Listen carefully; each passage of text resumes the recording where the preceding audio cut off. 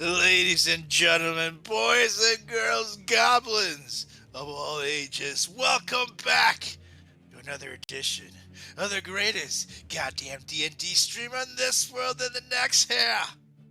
Welcome, goblins under the stairs. Oh, and it's slashing time here. You got Solrak the Destroyer ready to slash down this fucking chicken along with my epic Wrecking Crew Destroyers here.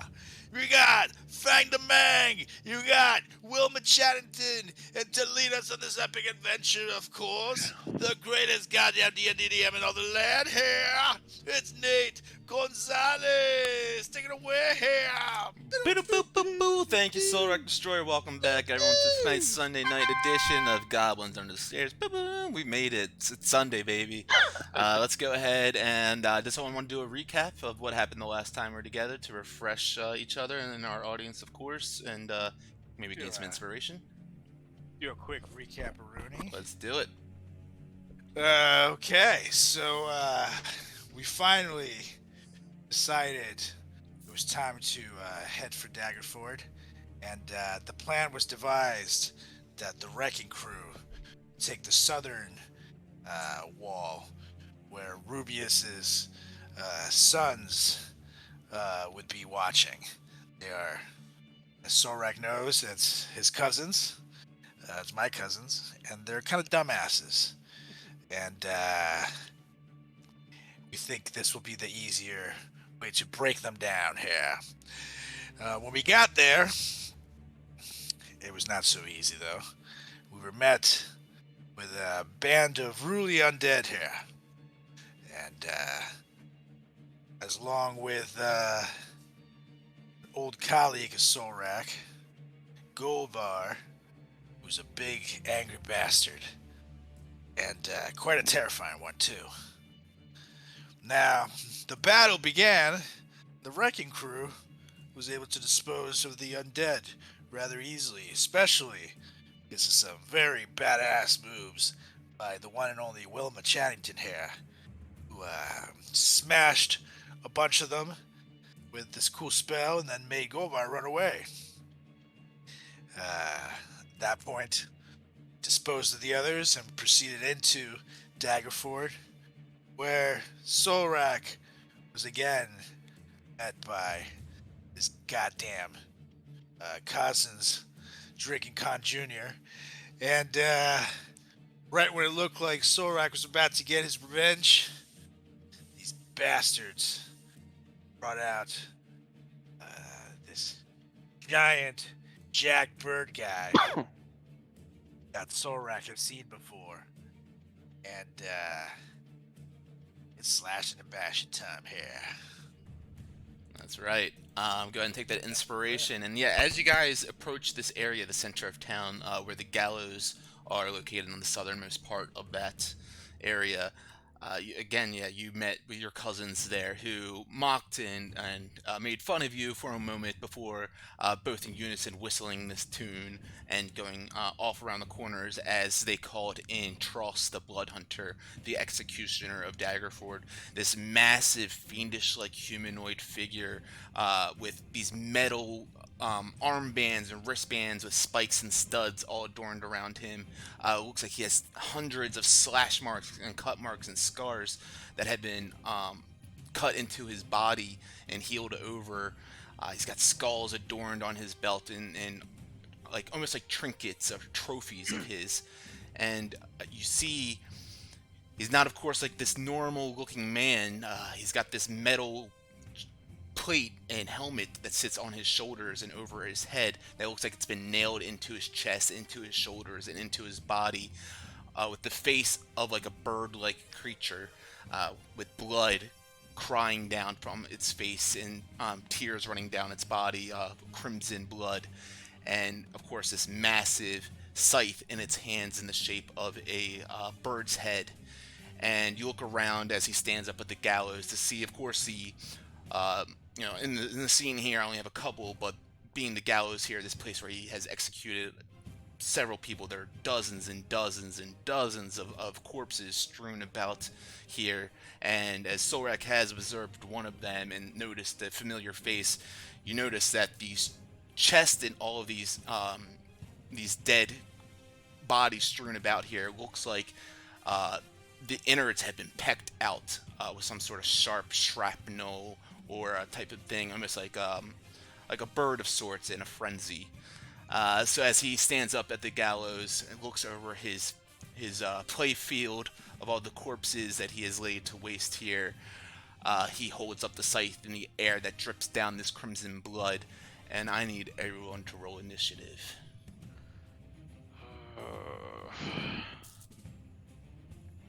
17, okay. 17. Okay, 17 for you. Let me change that to Cormos too. Sorry. I see that we do initiative with our animals, but Brutus actually has advantage on initiative. I just saw. Yeah, I mean, if you want to take a separate turn with him, it keeps in my opinion, it keeps combat flowing better if you guys go I together. got 19 anyway. So that's Okay, fine. cool. Just move him to the top. You got it. Okay, so as he lifts his scythe up to the air, blood dripping down from it, as the Undertaker would, he slams his hands down to his waist, and you can feel this necrotic aura just erupt around him. You can see this palpable energy as it swarms around some of these corpses that are strewn about on the ground. And you watch as these corpses all begin to animate and grow, and they meld together and push together until you see this one massive zombie clot of corpses melted together, and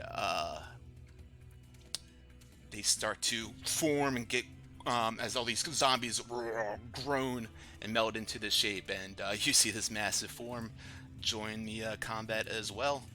And that brings us to Solrak. Quick question.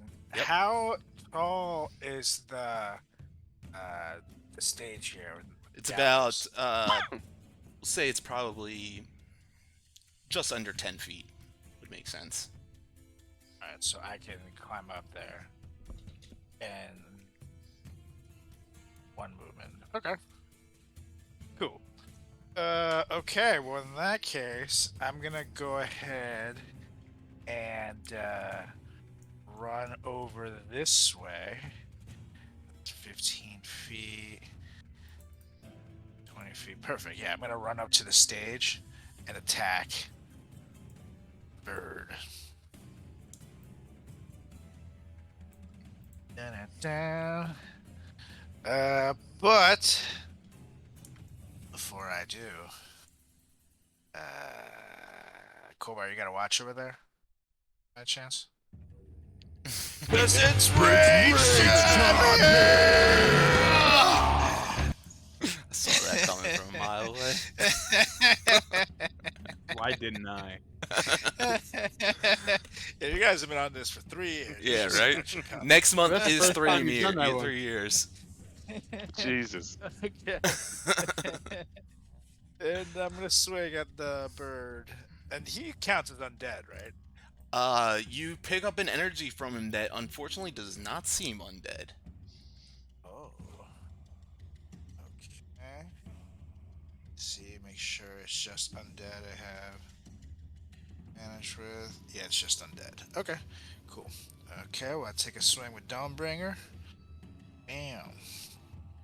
31, not 20. Oh, no way. That'll hit. Woo-hoo-hoo. Start hitting. 20. Okay. And that plus the D8, right? Yeah, plus 8, so 21 right there. Or I guess we'll say 23 with your rage. Yeah, buddy. Here we go again. 24. 24 will hit. Yeah, buddy. That's 14 damage. Whoops. Give him Bardic Inspiration. 14 damage. 26. And 13 more damage. Hitting them with the bird puns Yeah. Yeah, buddy. for inspiration. 26 and 11, so okay, that's 25 of those last two. Got it. And then I'm gonna call over Brutus. Come here, boy. And he's gonna run on over. Let's see. Let's put some 40. And he can't jump up that high, so he'll go 10 right here. And come up to the stage next time. Okay. And that will be my turn. Okay. Wilma.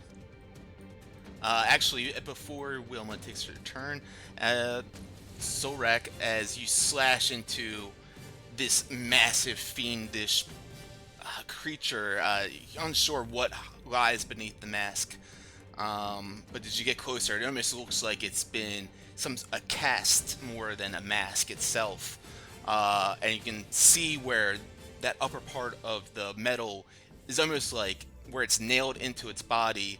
It looks like the upper half of that body was once removed, and this has been replaced onto it as a new upper half to create this abomination that you see before you. As you slash into it a few times, it almost doesn't react at all, except for a couple of crimson tears falling from its eyes. And with the scythe lifted up into the air, it once again just slams that down to the ground, and as it does, pieces of like shrapnel shoot up out of the ground, down in a line, straight up at you. I need you to make a dex saving throw for me, please. You are muted, but let's see what you get. Focus. And up and down.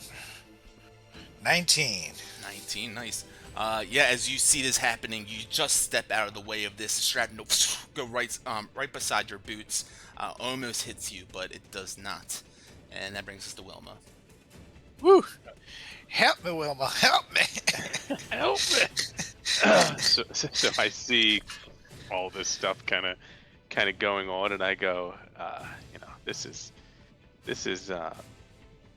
is quite a predicament here, and I'm gonna look at the ghoul monster on the left and level 4 banishment. Level 4 banishment. Okay. So that's a 19 charisma save. 19 charisma. Okay. I think it's not too charismatic. Ooh, yeah!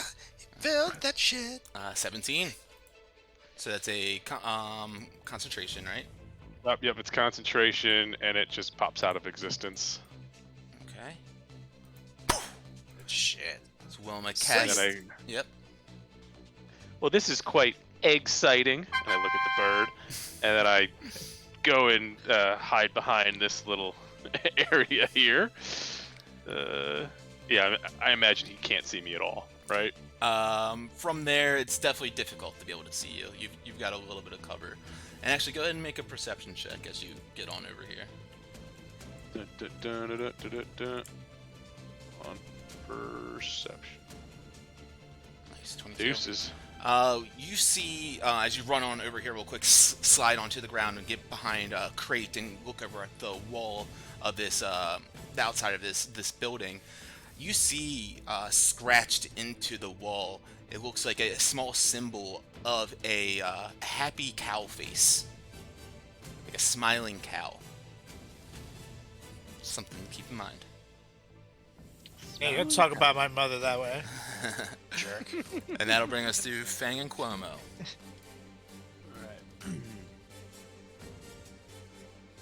I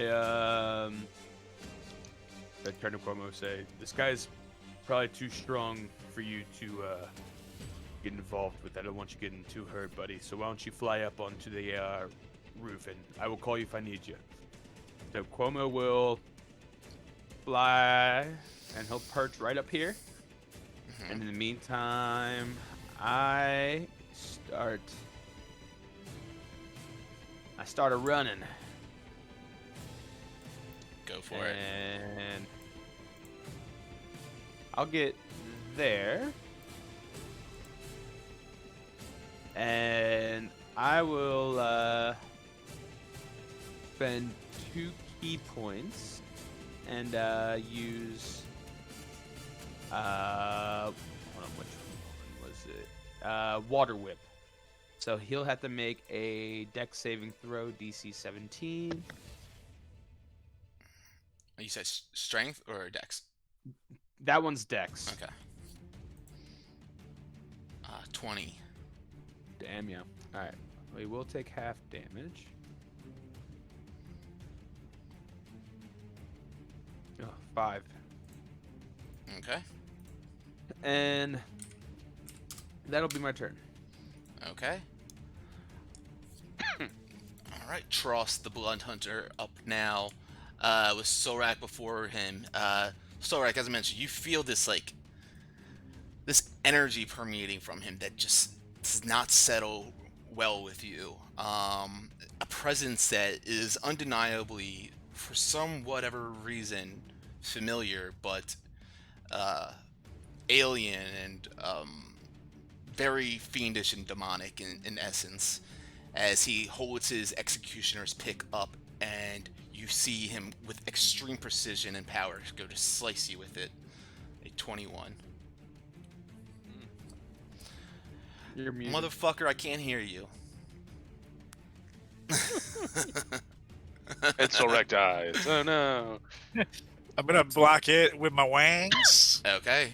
A spectral dragon appears around your body, blocking that hit.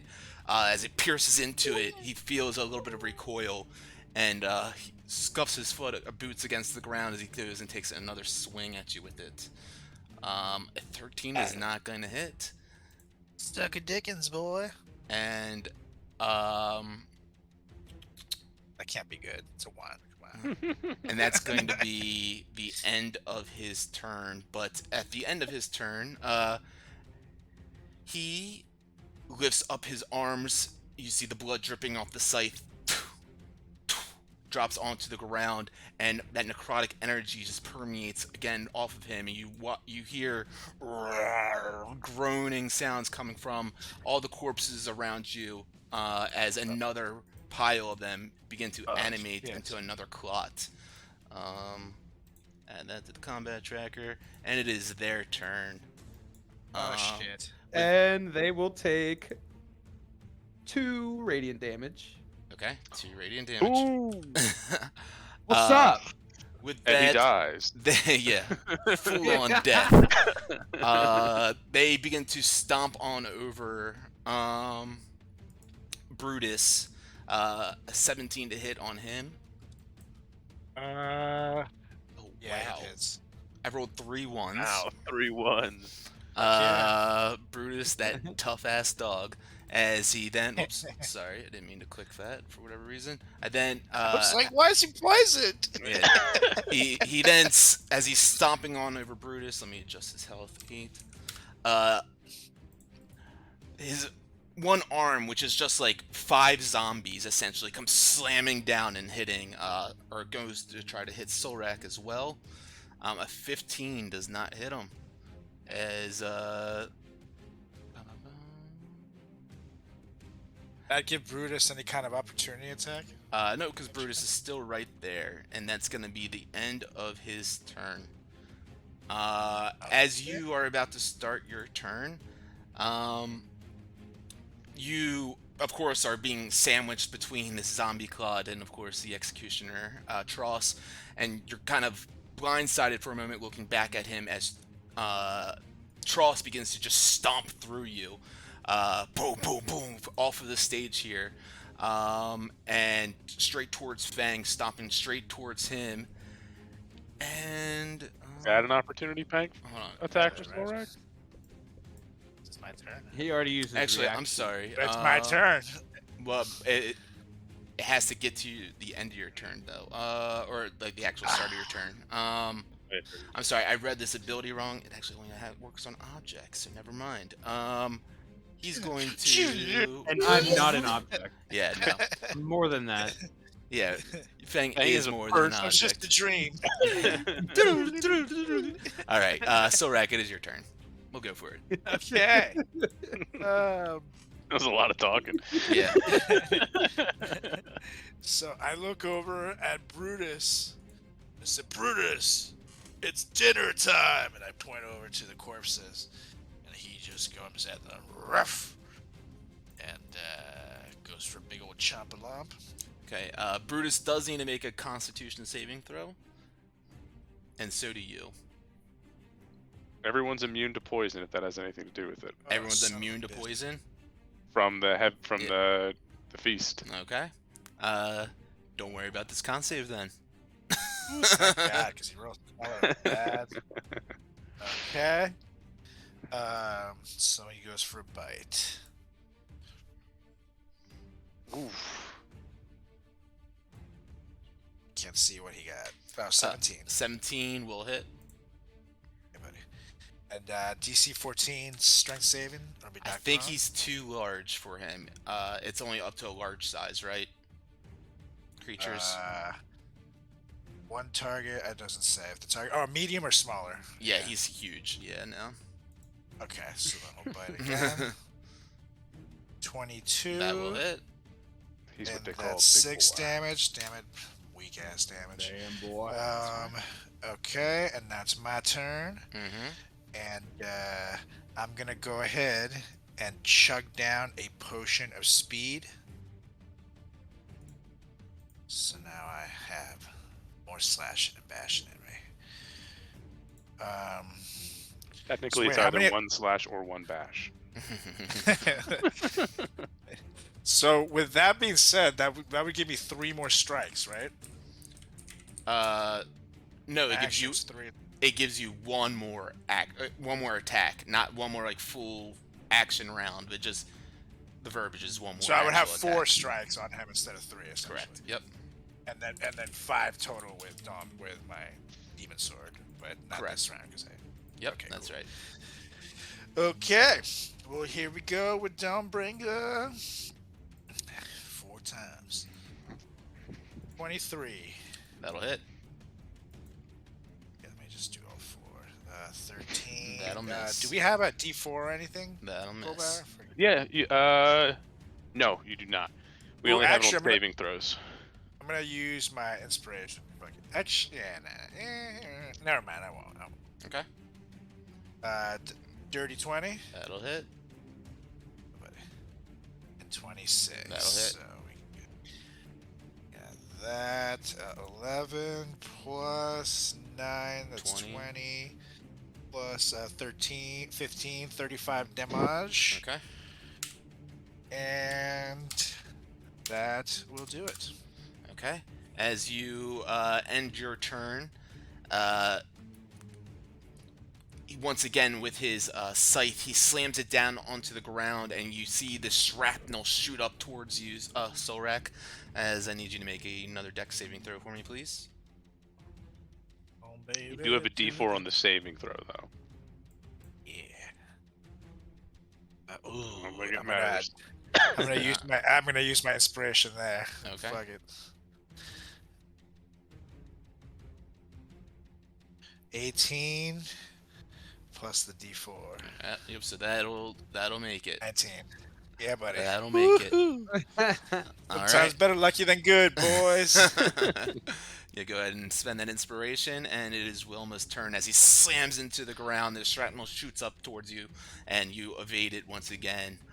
You can feel his anger permeating through that metal mask.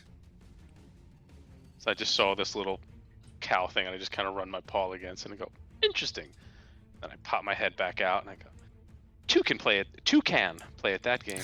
And then I will cast Sacred Flame on the bird. Sacred Flame on the bird. Yep. 19 dex. Whoops. Yeah, click the right one. That's an 18. So Alright. that hits. 25. Big money. Gonna go ahead and burn one of these bad boys. By the way, no, Um, I reduce his they're gonna- movement by 10 feet when I Oh, slash. okay. All right. So he saves that as he feels this sacred flame crashing down on him, and he protects himself with this negative aura surrounding his body. Does not break through that at all. And I just slowly slink back into the shadows. Hey, Like a our set cantrip wasted a legendary resistance. Not too I bad. know. No, I'm Yeah, okay not with bad. Yeah. All right. Cuomo and Fang. Yep. I go ahead and hop up here, and I start whacking them with my. Oh, that's a Arcana save. Just wax him off magically. Whoops. I went- summons I all went- of his magic. I went to hit my actions tab, and Just Arcana whacked was him. right there. All right, quarterstaff. Oh, 25. With 8 damage. All right, And then right back with the dirty 20. that'll hit. Yup. Whoops, that's not the right one. 11 damage. Okay. And then bonus action, a nice kick right to the pecker. Literally. 18. That'll miss. Damn. Don't you have a D4? Not on attacks. I don't Yeah, think. it's only It's a saves. saving throws. Okay. And then I drop back down. Yeah, I didn't pop that this time. And almost stay strong up there. I'll fire you up when I need you. Car. Yep. All right. And that's my turn. Cool. Solrak, he's standing right in front of you, has been taking slashes into his chest. As I mentioned before, you can see hundreds of scars all across his body, as if he's been cut many times, and these are just dime a dozen to him, honestly, as he takes his executioner's pick and slices you with it. Oh, he tries to. As you dodge that, I'm gonna right post them. go for it. He's scared. Okay, let's go, baby. Come on, make this good. 15. That's gonna miss. Son of a I bitch. do need to burn Okay. that dice though, unfortunately. You go. Actually, I'm gonna use a lucky. Fuck yeah, I forgot. Yeah, go for it. Come on, baby. 19. That'll just hit. Yeah! Like I said, sometimes better lucky than good, boys. Okay, that's 12 plus my D10. Make it high. Oh yeah, 17. Never mind. 12, 19 damage. 19, nice. Good reaction. Yeah. Cool. As he slices over your head, you duck under it and find an area to pierce up into his chest. And this time, instead of just like a slash wound across him, you pierce kind of deeply, a little bit into his center of mass, and he groans as he takes another slash down at you, missing this. And that is going to be it for his turn. Actually, he's going to begin to step back a little bit after feeling this hit. And with that, he comes around the corner over here.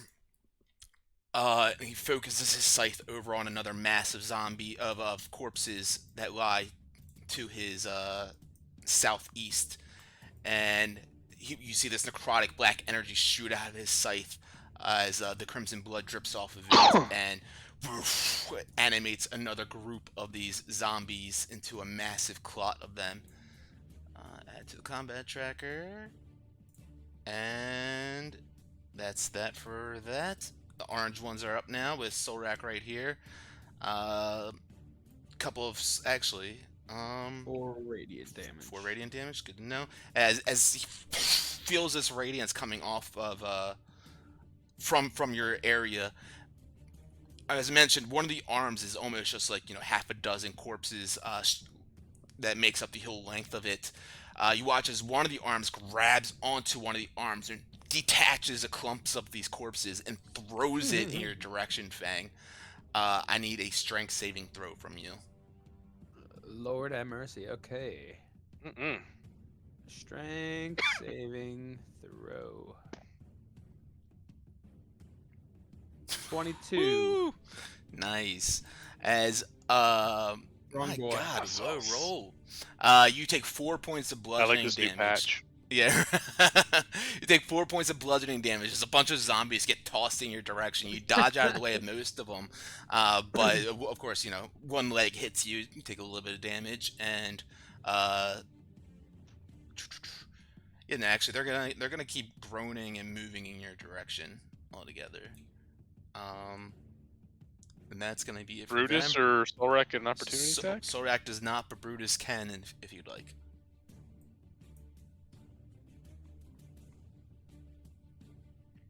Turn your mic on. Always muted. I know, right? He's always screaming. That's why. 17 will hit. 15 damage. Nice. Cool. All right, and that brings us to the two of you. That's a lot of damage. Okay, so I look over at Fang, and he looks like he's got that fucker taken care of. So I'm gonna charge after the bird, Is that true, Fang? and Is let's hope so. Better be. First That's things little Fang down at the first. bottom of this picture. Fuck! run away! Yeah, okay, so perfect. So Brutus and I will both run up to this thing. Now, bam. And bam. Bam. Bam. And note that for Brutus, he's got a couple of cool little things. He has advantage on attack rolls against creatures if at least one of his allies are within 5 feet of him. The ally isn't incapacitated, so he has advantage on attacks here. And he can impose disadvantage on the attack rolls of a creature within 5 feet of its target for someone else as well. So just FYI. Brutus is going to take a chomp a dump. Yeah, so that's a reaction that he can use, but yep. Go for The it. defender thing, yeah, yeah.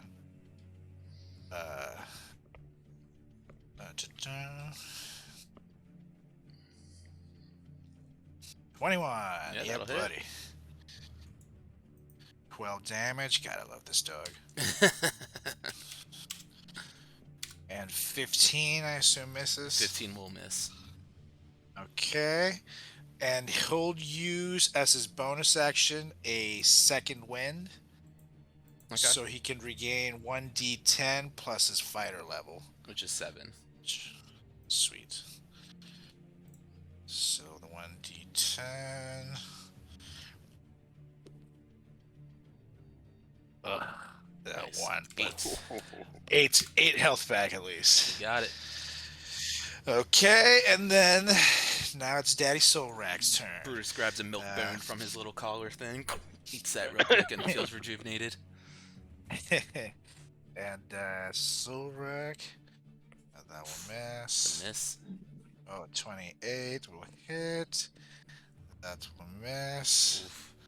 Oh, nat 20. Spectrum right there. Yeah. Nat 1, nat 20. 40. Hold on. We gotta. Nat 20. Okay, that was 4. Let me. Hey, do the don't get the nat damage. 1. So 15 for the first thing. And 15. yep. That one, by the way, it's air horn. I thought the dog Yeah. sounded good. And then this is the second damage. 12 plus the DA, so 20. Okay. So 35 damage there. And now it's Demon Sword time. 17. That'll miss. Okay. And I'm going to go ahead and use my action surge. Oh, yeah. Okay, so that's 4 more attacks. Okay. 24. Let me just run through this. 28. 17. Miss. Yeah, if that hits. And 23. 3 of them hit. Sweet. So 14 plus 12, 26, plus 9, 35, plus 9, 43. 43. Wow. Woohoo! Not bad, huh? Yeah, so that, you've cut in a few extra slashes into his body than what you've seen, of course, prior to him, and the blood just dripping off of his mask heavily now as it just cascades down his form. The scythe in his hands Let's just see something. Yes, as he, Uh-oh. the blood dripping off of his face, it drips onto his scythe, and he feels a little bit of strength shoot back into him. As he slams the bottom of the scythe into the ground, you can feel the earth around you shake as rocks begin to fly up. I need you to make a dex saving throw. Okay, and Brutus as well, I imagine. It's just a creature. it I'm gonna says. lucky it. Actually, I'll use my Indomitable instead. 18 plus my D4. You did it again, you bastard. Aha, dirty 20. As once again, you evade the shrapnel from being able to pierce into you. You can tell he's getting, the blood just pouring down from his face. Almost like, tears streaming down his face now. Wilma, you're up. All right. As I poke around the corner again, this house, is there like a door or windows or anything? There's a set of windows pretty much like right here where you are. Got a pool room too. Right. Is there billiards? So I'm gonna I'm gonna pop out. I see this guy to the right just kind of came out, which is no good. And you know what? The one in front of Fang, I'm going to Sacred Flame him for 13 damage. Okay, let's see. It's a 19 dex if they got a negative. 2. All right. And then I'm going to try to climb in this house to get away from this one to the right. Okay. Go ahead and make like a athletics or acrobatics check for me. It's weird. Your token's not showing on my player screen for me. I don't see it either. 17. 17. Yeah, you dive on in, breaking the window right here, and you splatter and land into the room. No damage taken. Oh, that's great. Nice. And then I'm gonna just try to take as much cover from this big thing coming from the right as possible. Okay, sounds good. Cuomo and Fang. Yeah, Solrek, I got this one under control.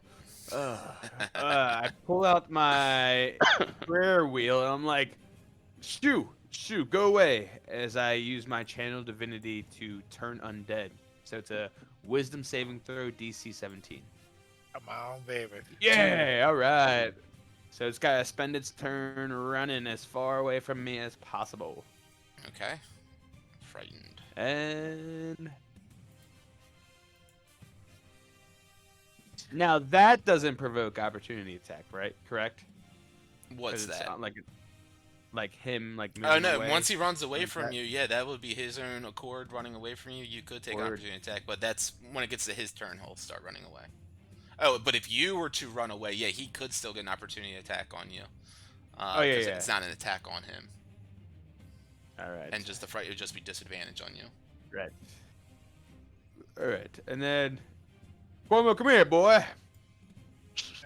As he flies down, and he kind of like shows his wings like real big, and that's his turn, or our turn, I should say. Cool. All right. As all these zombies, as you pull out your prayer wheel and utter some divine words of radiance, they all get terrified from your presence and from calling to your god, the god of rebirth and renewal, Lathander. As they all begin to scatter and run away, you see zombie pieces falling off of some of the limbs and like scattering about. Charles up now though, scythe in hand. Furiously slashes down at Solrak. Evades one slash, and goes and tries to take another one. 28 to hit. Ooh, I'm gonna right post the first one. Go for it. Okay. That'll 28 to hit. Yep, that'll hit. I see your 28 and I raise it. 13 plus my D10. And we'll see if you raise it. Oh. So 17 damage. Okay. And then you can You hit that 20. I do hit that. So you take 14 points of piercing damage. I guess half to 7, but your speed is also reduced in to half of your speed right now. And yours was lowered by 10 feet as well. Very nice. And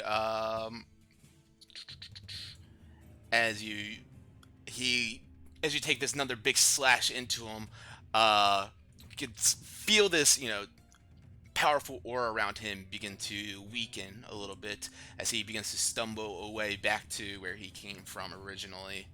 And Opportunity attack on Brutus. Brutus can take one, sure. Okay. Let's go bitey bite. Bite. 17. It's gonna miss, unfortunately for you. Oh. Wait, but nah, yeah, he's good. All right.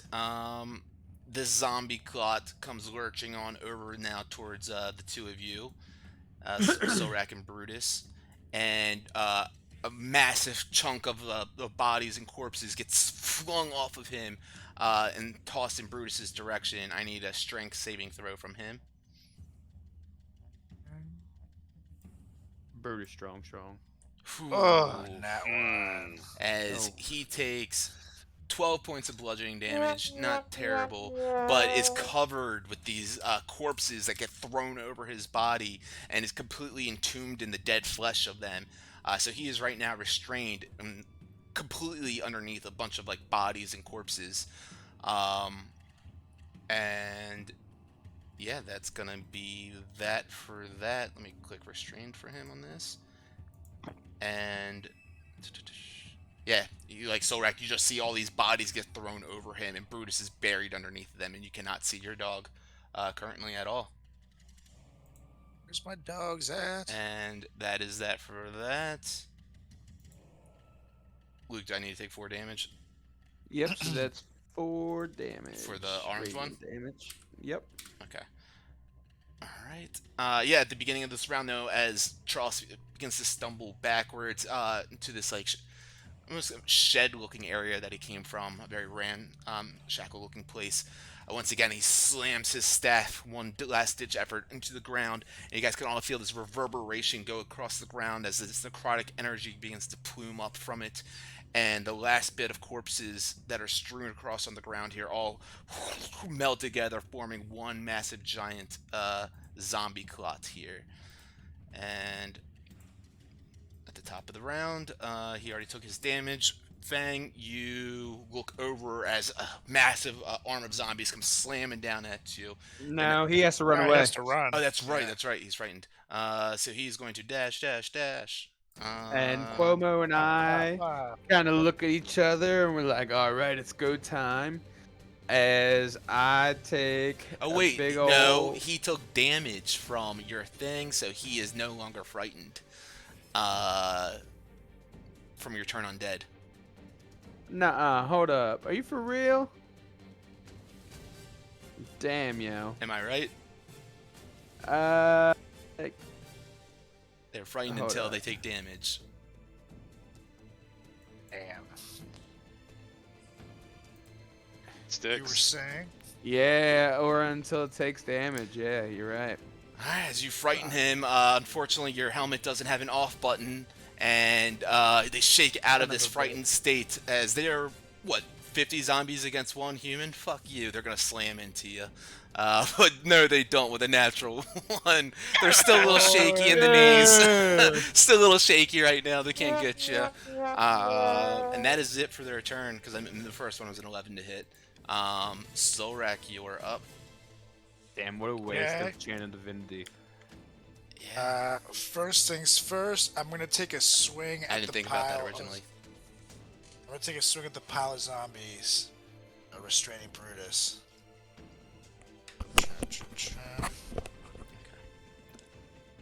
23.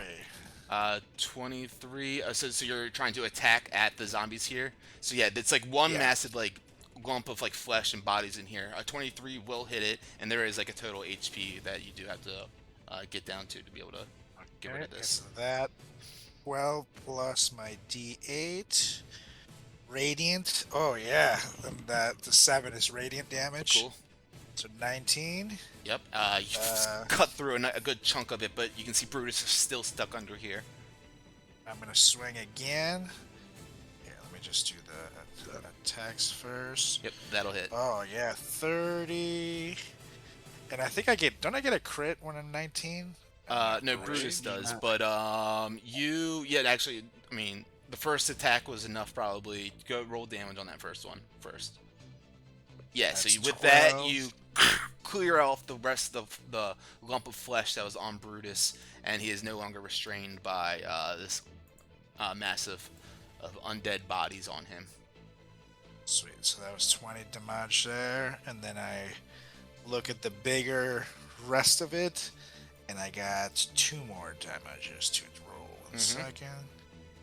That's 12 plus D8. That's 16 there. And then 14 plus 519 there. And now Demon Sword.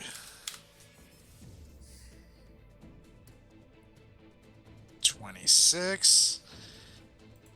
And that's 9 plus whatever the second roll says. 6 at 15 total on that. Sweet. And that's it for him. And now Brutus will take a chompy chomp. Brutus does actually at the start of his turn take 8 points of damage from that flesh being on him, so I'll mark that for you, but yeah, go for it. Okie dokes. He's going to take a chomp at the monster here that attacked him. Oh yeah. 25. Yeah, let me just do the second one. Both And those hit. 21. Oh, and the 25 is a 19, which is a crit for him. That's right. Yep. Mm-hmm. So It's a 20. that's plus 8. Yeah. 10. And- Brutus, dog. Yeah, buddy. He jumps up and rips off like the lower third of one of the legs. You see corpse parts just strewn across the streets here, as it's looking a little lopsided now and doesn't have much stability underneath of it. Wilma, you are up. Are there like There's windows not facing pirates. the street that I can see?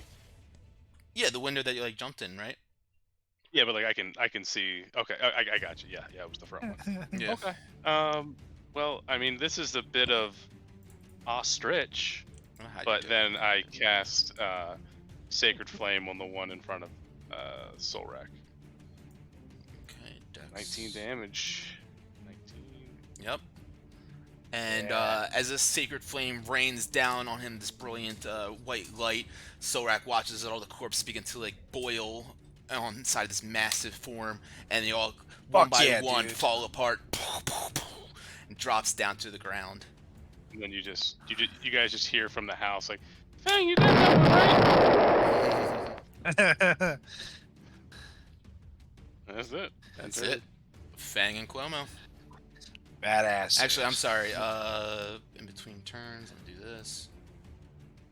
Okay, Solrak, as you are facing this massive zombie clot, you don't get a second to look over your shoulder as everyone else sees Truss slam his scythe down on the ground, and more shrapnel magically gets created from the earth below and shoots up at you with, I need a dex save from you again. Alright, let's do this. Ooh, I'm gonna Indomitable what? Okay? And a D4. I Nothing. don't think it's gonna work. That'd be Finally, for as I work. mentioned, like you're not looking, so you don't get a chance to look over your shoulder as you just fear this or feel this slashing shrapnel pierce into you. You look down at yourself and you see this like piece of earth going straight through your body and just like stuck in there. You take 17 points of piercing damage, have to 8 points of piercing damage, but you do have this massive implement just like stuck in you now.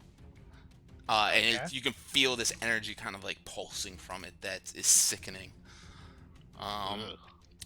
And that is that for his legendary or his Yeah, legendary action. Cuomo and Fang, your turn. All right.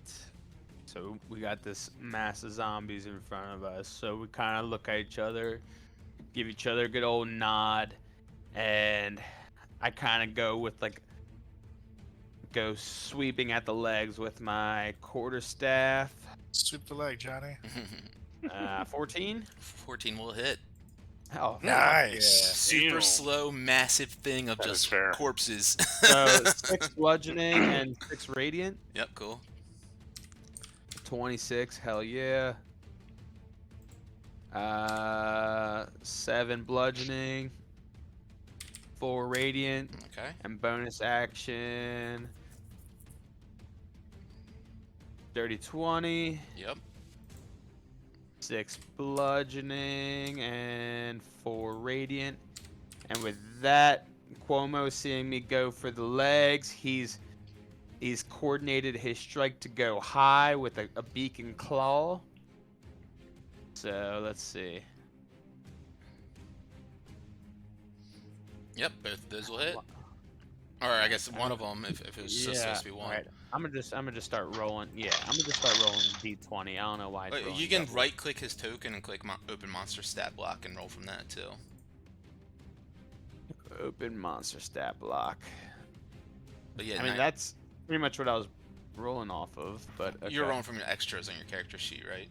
Yeah, but isn't it like the same thing? So 30. Yeah, but it's Yeah, just not good. shooting the double damage, the double rolls. Oh, there we go. Yeah, so 13.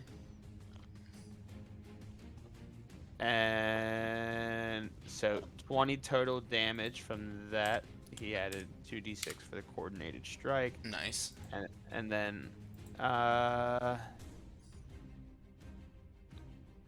yeah, and then claws 14, 14 will hit and then 9 more damage. with 8 health left. Cuomo yeah. comes swooping on down. Fang and Cuomo doing their coordinated strike combo that they haven't done in a couple of weeks now. But just, hopping back on that saddle like it's nothing. They just take down this massive zombie clot. Fang going high, or I guess sweeping the leg. Cuomo coming up high, and they just take this thing down as massive chunks of zombies just fall off this being and spread back into the streets, unanimated and lifeless. Good job, buddy. Like we never skipped a beat. Now get Carl! back on the roof and stay safe. And so he flies back up, and I will kind of trap Mr. Tross and be like, "We're gonna run, buddy." And that's our turn. Hell yes. Okay. At the start of his turn, both of you guys surrounding him now, you watch as that one last wound that Solrak cut into him pretty deeply. He looks down at it and puts his massive fist over it. You watch as that wound, just gaping and raw and bleeding out, just scars over and looks like he heals himself. And with that, he stands up tall, crimson dripping from his metal face. He turns to the one who's been giving him the most problem, and he brings his scythe up to the air. And well, actually, first we'll see if we can do this again. Nope. And he goes slamming down with his pick at you, Solrak. You evade the first one, and then he goes for you again with a 29 to hit on that one. I can't hear you.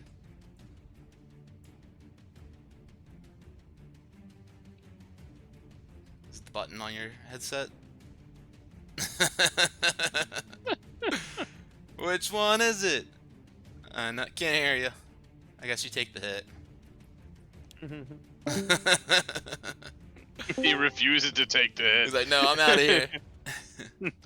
Didn't happen if I can't hear it. Right? There we go. I heard something. Okay, can you hear me now? Yep, there we That's go. better. That was fucking weird. I'm gonna right post the first one. Go for it. Man, Okay. Rye posting like a monster. Hey, buddy. you've got to be like out of dice now. It's dancing. Damn, that misses. Actually, no, I'm gonna lucky it. Okay, 28, suck a Dickens. that'll hit. And that's Suck a Dickens. 13 plus.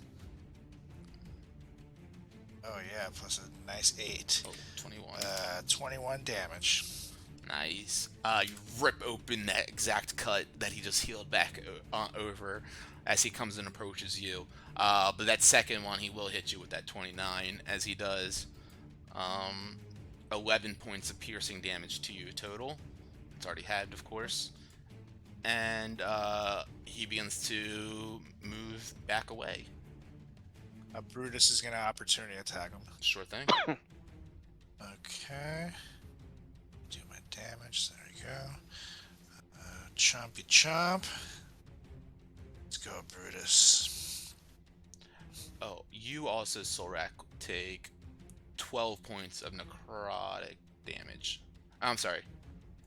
That'll be at the start of your turn, actually. But 20 to hit will hit. 20. Yeah, buddy. It's 11 damage. Cool. That is it for him as he stumbles away after Brutus jumps up and takes a bite. This zombie clot here. Let's see. Yeah, he's going to move towards the two of you. Once again, ripping off a chunk of flesh and throwing it in your directions. This time at Solrak. I need a strength saving throw from you. 17 plus 16 is what you D4. need. Yeah, buddy.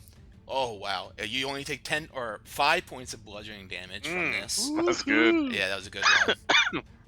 5 points of Nice bludgeoning roll. damage from that, as I got just one of the parts of the zombie corpses flies off of this big lump and barely hits you after you evade most of it, and that is it for them. As at the top of the round, we are at Solrak. There seems to be most of the corpses in here. There's not enough for him to form another one of these massive beings to combat against you guys right now. Very nice. Well, Brutus and I will move on up. And Brutus will take 2 chompy chomps. Okay. Go. It's number 1. Miss. Bastard. And number 2. Hit. 22. Yeah, buddy. And You that's broke my 10 level. damage. And now it's my turn. All right. A 121. Oh, yeah, you do take that 12 damage at the beginning of your turn, Solrak, and that was necrotic damage, just so you know. Okay. I got Is it 21, half? 19, 17, 18. He doesn't take half Yeah, it is necrotic half. damage. Yeah. Oh wait, yeah, your rage does give you half. Yeah, Of, I yeah, thought it was I everything, forgot you're right? you're Yeah. Yeah. 'cause you're the One bear, rage. the bear kind of barbarian. So I Just gets take everything except for 10 psychic. damage, right? Everything. 10 damage? Just 6 actually. Oh, nice. I could have said 10. You would have believed me. I would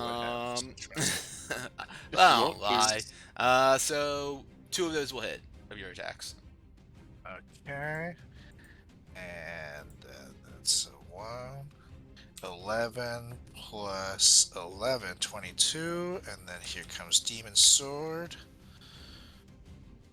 18. It's gonna miss. Ah, son of a bitch. And that's it for moi. Okay. Yeah, you still have this massive thing stuck in your body, and it's obviously it hurts you a little bit as you felt at the beginning of that turn. Okay, that's it for that. He's going to though feel this rage within him. The scythe dripping with more and more blood the more that you hurt him, and he just begins to stomp through you guys. I need you guys, you and Brutus, to make strength saves. Okay. Solrak 27. And Brutus. Would that give him an opportunity attack, by the way? Not with this legendary action. 12. You get the D4 too if it works. Yeah, buddy. I don't know if that's enough.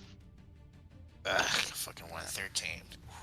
Uh, Oh. as he just begins to stomp through you guys like a stampede, Brutus takes 58 points of bludgeoning damage and down. gets stomped into the earth below Sorak's feet. Sorak, you take half of that, the 26 damage.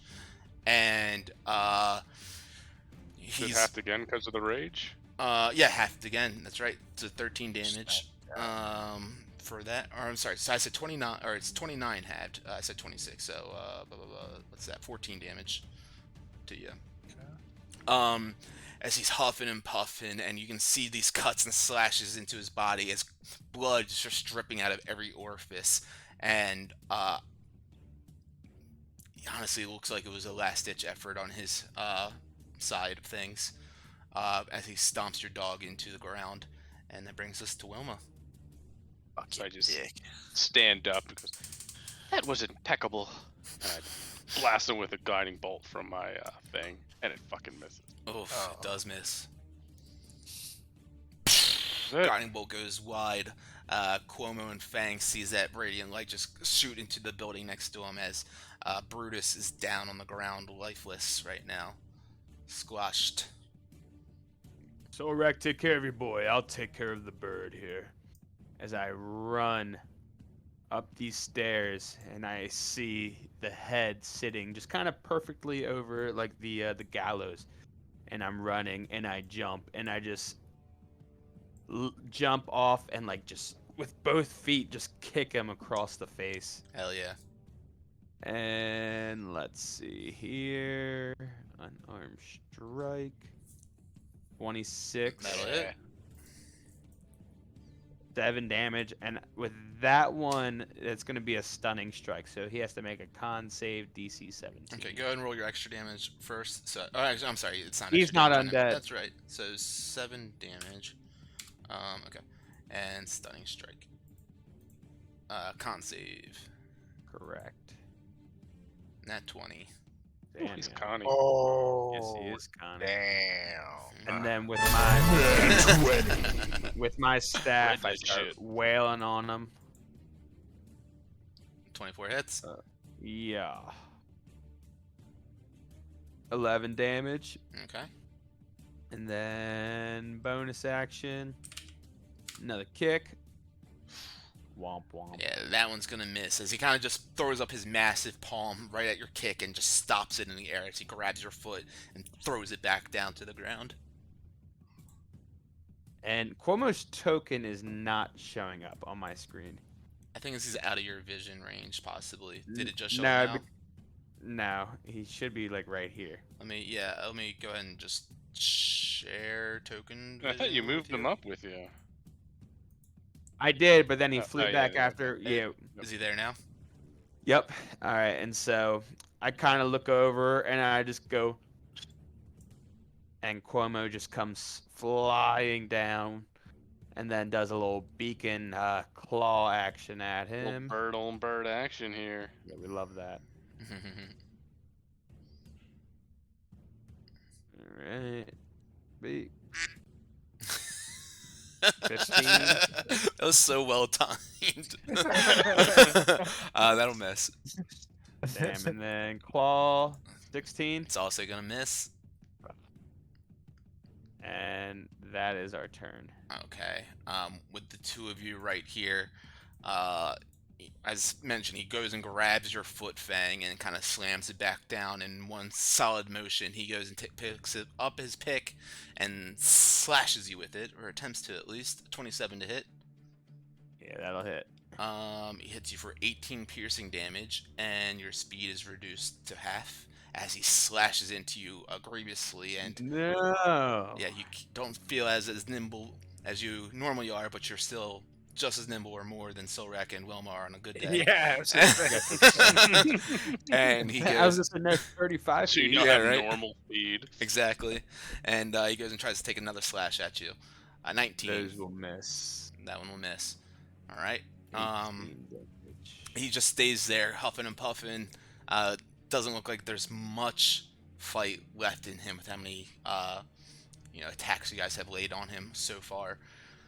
This group of zombies comes lurching on up. Go ahead and roll your radiant damage, Luke. As he comes and tries to Gladly. slam into you twice. 1. 23 to hit and a Yep. 27 to hit. Yeah, those will both hit. You take 38 points of bludgeoning damage. Fuck. As this last standing group of zombies just slammed into you with these massive fists, almost pummeling you into the ground as you hear them all groaning and moaning on each impact on you. At the top of the round, we have Solrek. All right. So, first things first, I'm going to take a greater healing potion and put it down Brutus's throat. Okay.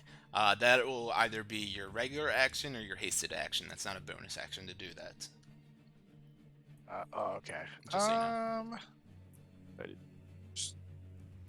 But that would still get 3 slashes, right? Yeah, if you use it as your hasted action, because I think haste action says you can interact with an object as one of your things as a... Let me just double check that. On haste. Also, by the way, I don't know if you've been using this, but you get +2 AC with haste also. And advantage on dex saves. But... yeah, you can use an object action as your... Oh. Yeah, so we will say that. So That's cool. yeah, I'll go ahead and give him that. So Okay. that's 4d4 plus 4. 1, 2, 3, 4. Okay, that's 15 health back to my boy. Let me take that off my sheet. And then I'm going to charge on over to the bird and finish the fucking job. So unfortunately, right now, Fang is in your way of like attacking him right there. You know, if there's okay. a way for you to get around, you know, you could, but yeah, you can't go through Fang and attack through him. Can I fly over him with my broom? Yeah, that would work. Sweet. Because I like it. have a speed. So I'm good to go. Perfect. So bam, bam. So I'm like over here, flying. Zip zap zoop. Yeah, no, go ahead and like drop your token like right here instead, and just say that you go around his body. Cool. Or I guess you could do right here if you don't want an opportunity attack from the zombies. Yeah, I definitely don't. There you go. So zip zap zoopa Right here. and hit the bird. Go for it. 29, That'll hit. 25, 21. That'll Hey. Well, you get the 3 anyway, so that's fine. Oh, okay. There was just 3. Cool. So 12, 13, 11. Solrak, 6. yeah, you come flying on over on your broom, seeing Fang hurting after these zombies put a punishing on him.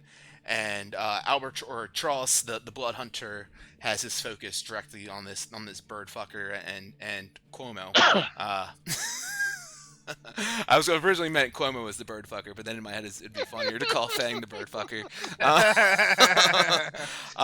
As you fly on over, you take 3 massive slashes into this executioner, and please tell me, Solrak, how do you do it? Yeah. And I fly on over after seeing Fang take these hits. This motherfucker almost killed my dog. It's time to go down. So I fly on up and I raise my sword into the air, and a bright light shines through the darkness that has covered Daggerford. And I look at the crew and I say, I told you guys we're having chicken for dinner here. And I swing my sword down as hard as I can. And all you see is a bird helmet decapitated. Clang, clang, clang onto the ground. And roll on over to the zombies by its feet. Hell yes. Tross, the executioner, which is, you know, a convenient job for someone who also seems to be a necromancer, is no longer. as the head has now rolled across the ground. It's still, of course, encaged in this metal mask and attire. Solrak has laid that to waste now. Brutus up, alive. Still have a demon sword attack, actually. Oh yeah, that's right. That's right. So yeah, if you want to So go ahead I'm and gonna use your swing demon at the sword, zombies. go for it. Uh-huh. That'll hit. 4. That is 12 damage on them. Okay. And now Brutus will also run on over next to Fang and try to finish the job. With a couple of chomps. And this clot's still looking pretty strong right now, but this is the latest one to come into the fight. But Brutus, Nat 20s later. Brutus does his thing. 18 will hit. 18. Yeah, let me just do the second one real quick. That'll miss. Okay. 9 damage. All right, cool. And that'll bring us now to Wilma, seeing Solrak take down this executioner and the last group of these zombies still standing tall. What do you do? Right. So after he like mentioned like having chicken, I remember that I just made everybody a nice pig dinner like 2 hours ago. And I'm like, how is he still hungry? Doesn't make any sense. And then I'm gonna sacred flame the zombie, and I'm going to gingerly crawl out of here. It's a 19 dex save for the 12 damage. Oh, yep, sorry. 12 damage. Yeah. 12 damage, and then exactly big 12. I'm gonna scream to everybody while they're doing this. It's like, don't forget one more, and they're just gonna see me point to the like empty space of where I banished the other one, just to put that out there as a reminder. Roll out. And can you roll a d20 for me, Johnny? A d20.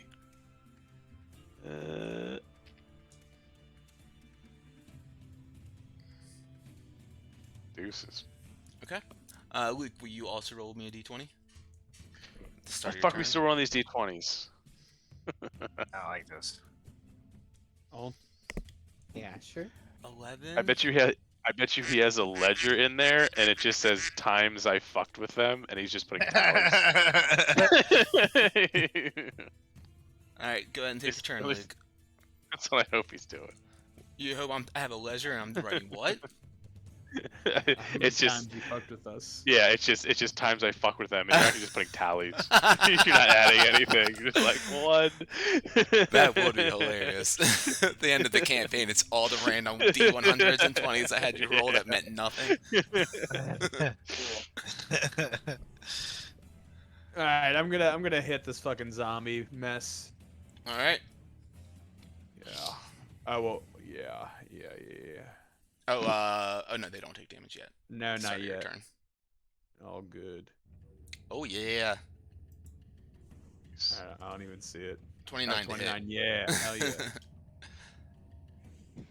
6. All right. I've gotten like minimum damage on like almost all of my quarterstaff hits. That's All right. So sucks. 6 bludgeoning, 3 radiant. Oops. Whoopsies. Of course that one's better.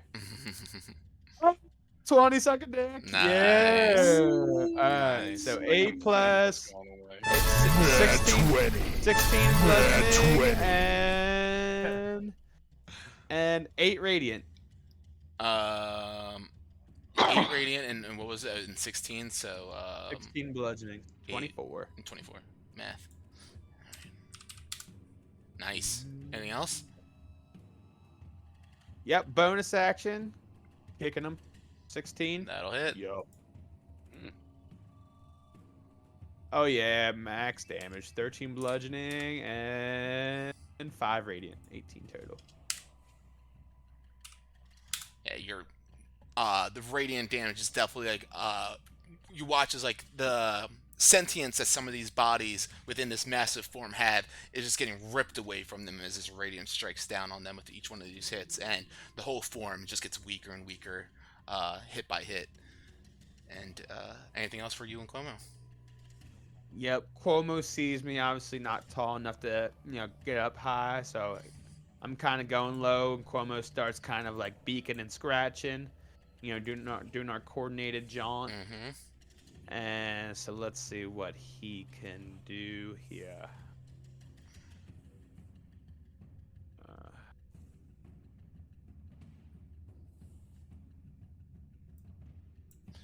Not that low of an AC. None of that one. All right, he's gonna scratch at him. Oh, fucking Not that Cuomo. low either.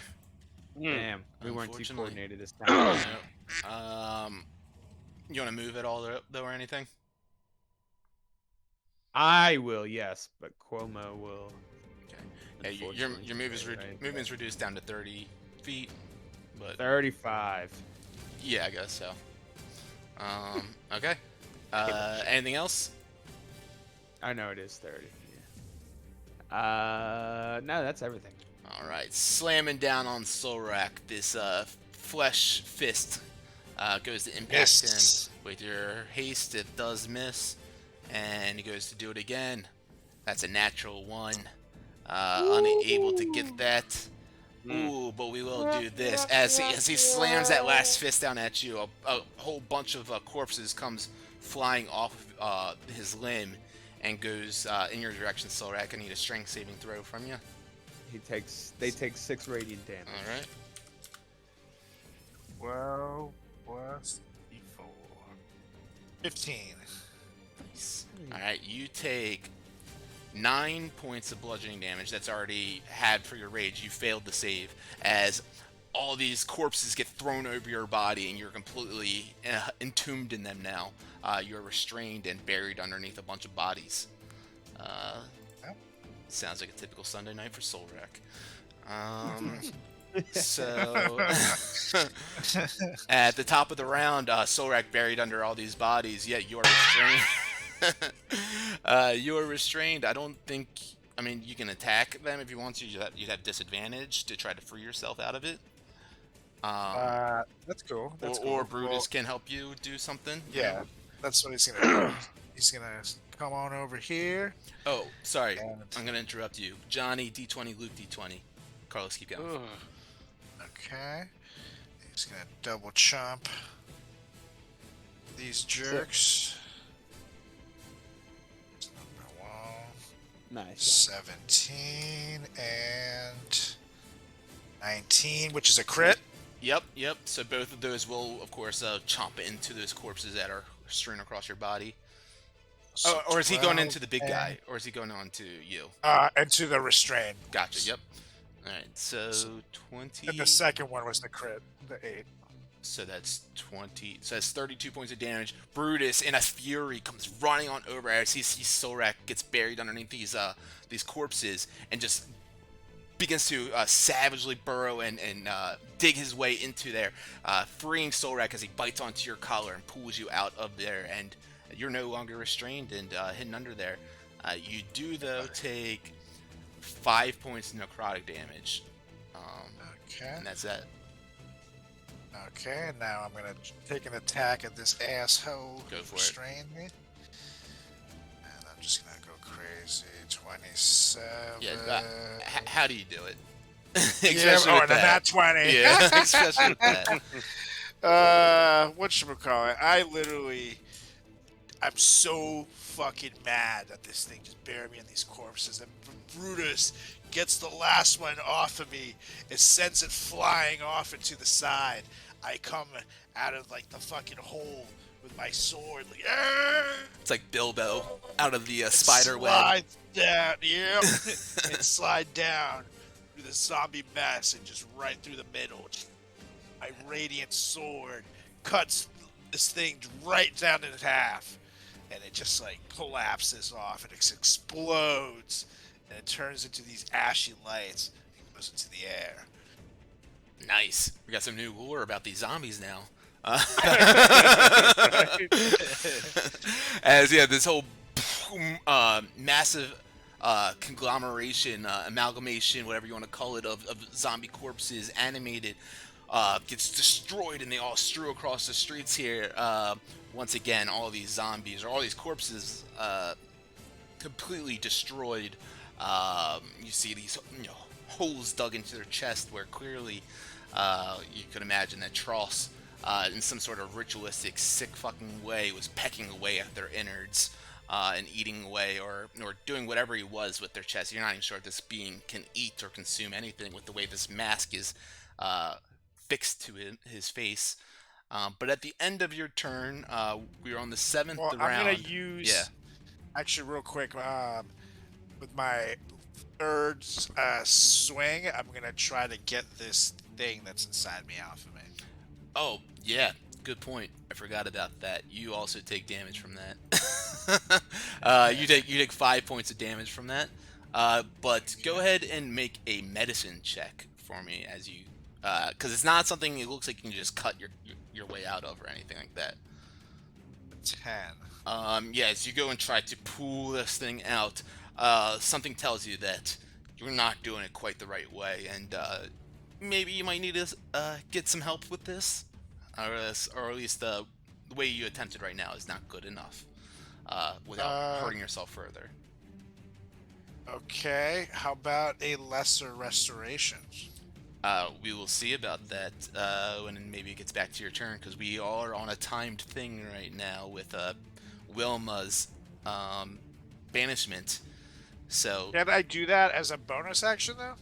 I don't think lesser so. restoration? No. Okay, if not, then because I still have another swing at my sword, so if this thing's coming out, I can attack it.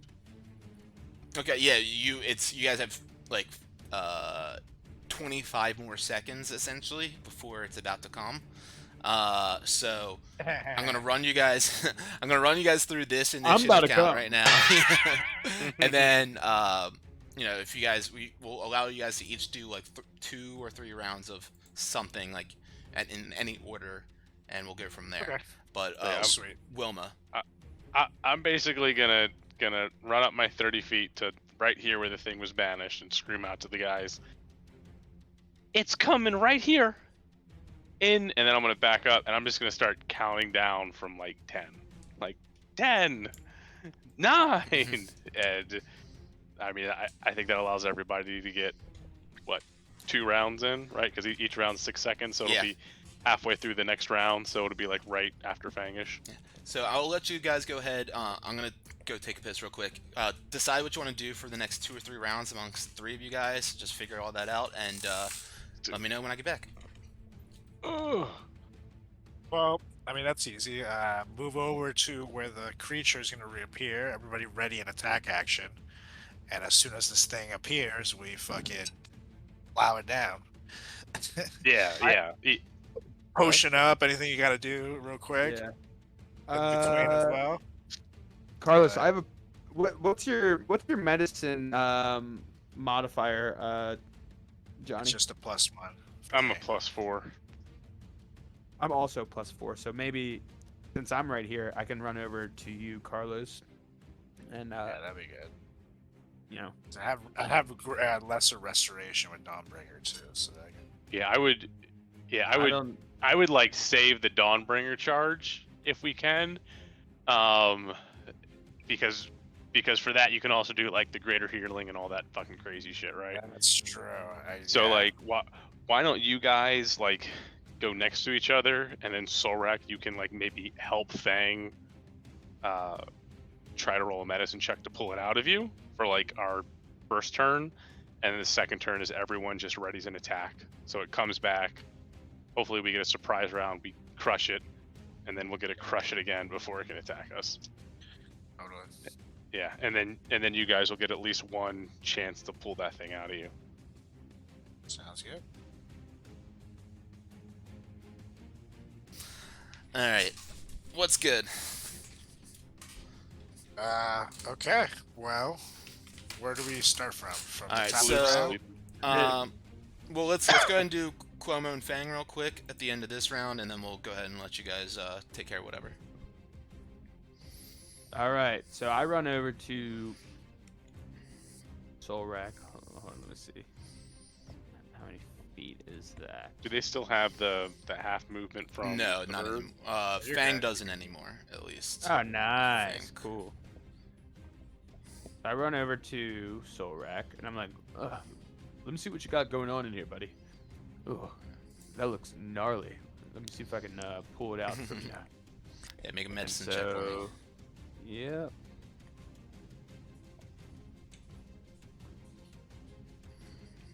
Fuck.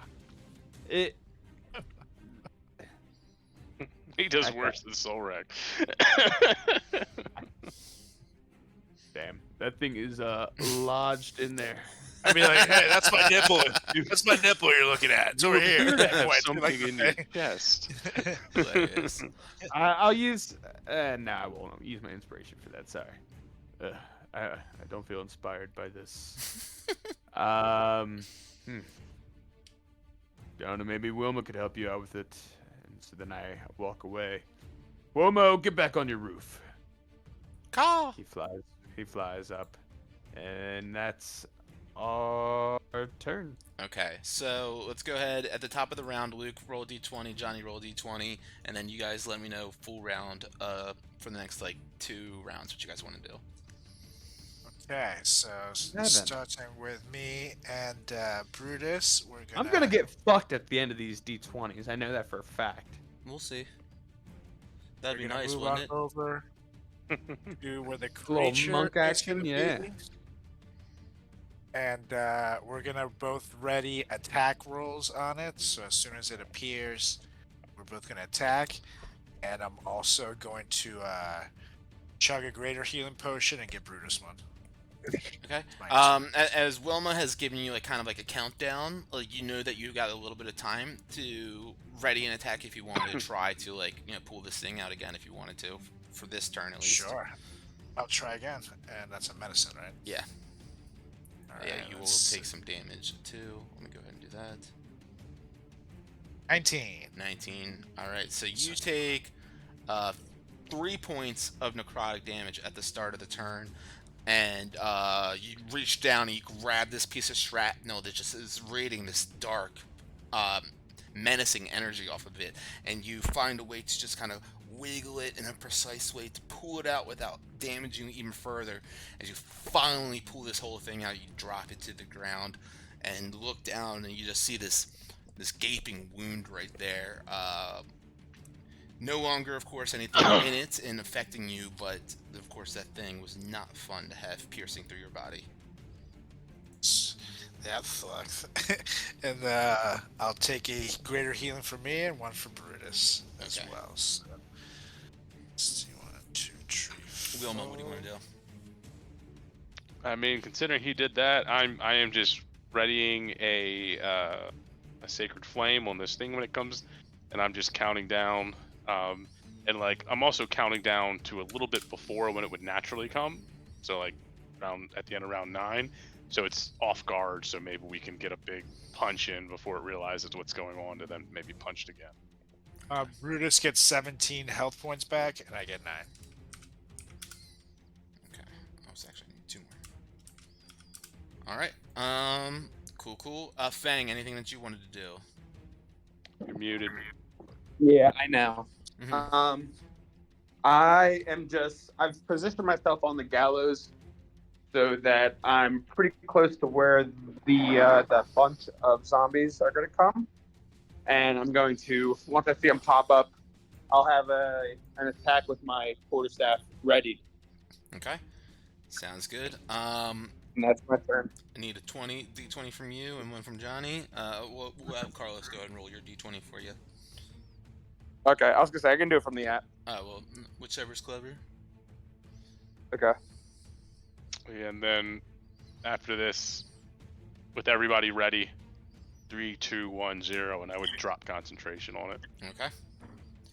Sounds Let me see. D20 rolling right now. 18. All right, we're back in action. good. Okay. Wonder if it's a good thing though. Let's I see. think we went low. I feel like it's a countdown. I don't know. It's how many skeletons the other crew's gonna fight in the north. Oh shit. Okay. That's what I think is happening. So Yeah. Wilma gives you guys all the heads up that she's about to drop her concentration on this spell, and that this beast is this whatever you want to call it. It's not even just a singular beast, but you know, this huge undead being is about to make its way back. What's up? Oh, sorry, I'm talking to Asher.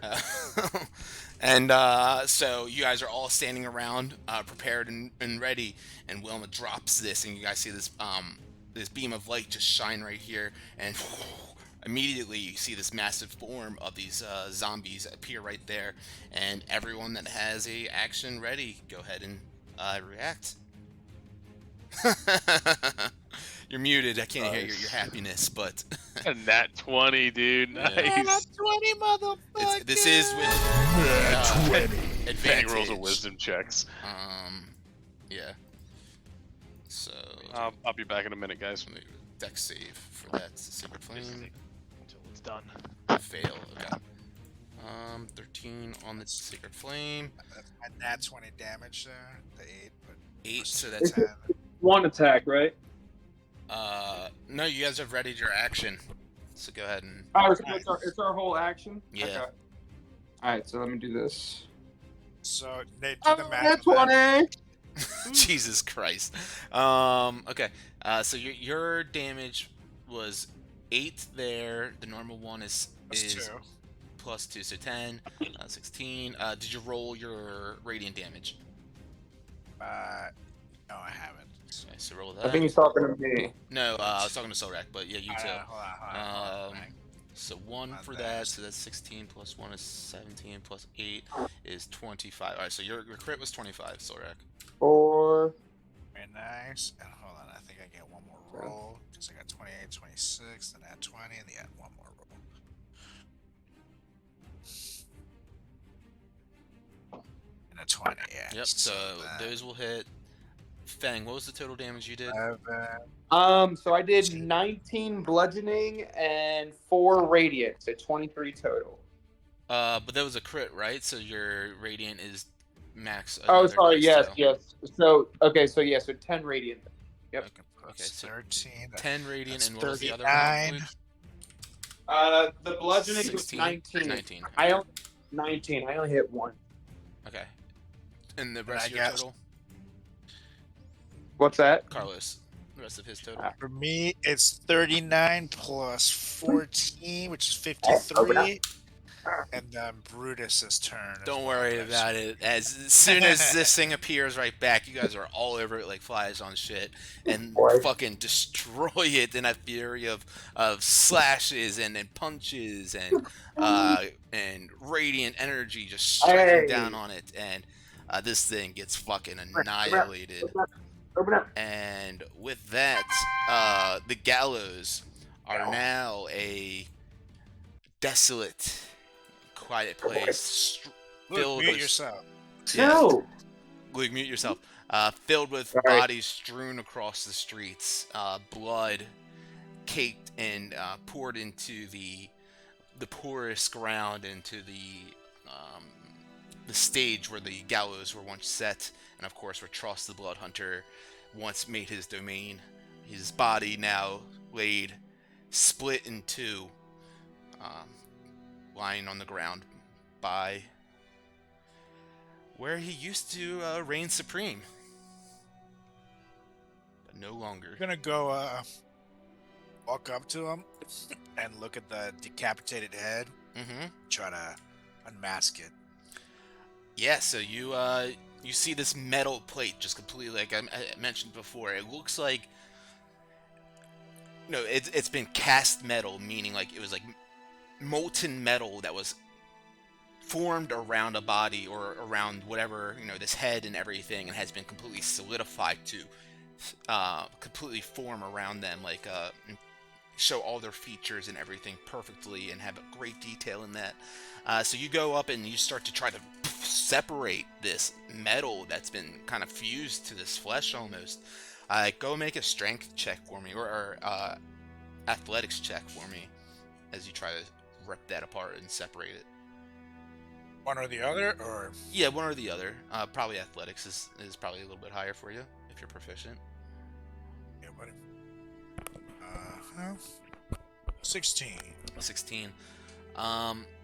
So you begin to try to like pull and rip and pry off this metal, and it is, like I said, it seems like this was molten liquefied metal that has been formed and solidified over the flesh of this body, and it is near impossible for you to separate. You start to get like a little bit of a area of separation from it, but you can't seem to completely rip this off currently without possibly just taking all of the flesh off with it too.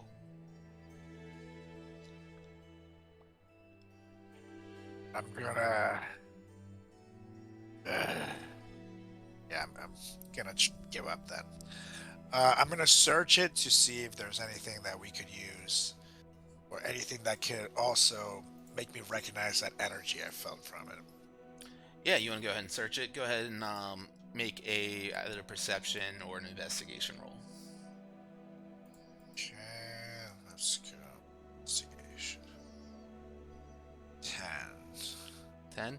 Yeah, so on his bodies, like, you don't notice anything that kind of, he's not holding or carrying anything outside of, like, some of these trophies, as we can call it, these, like, skulls and whatnot that are on his body and, like, kind of like trinkets almost.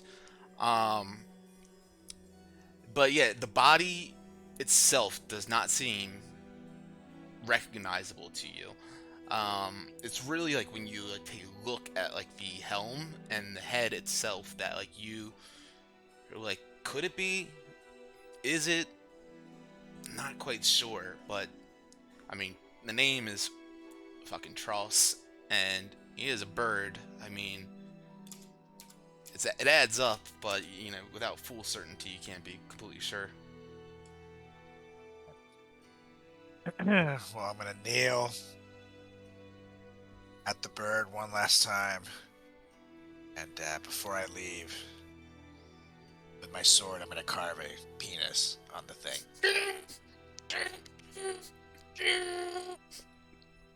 Fuck you, bird. And then walk off. That's for my dog. Gotta say, I don't think I had that one on my bingo card for this.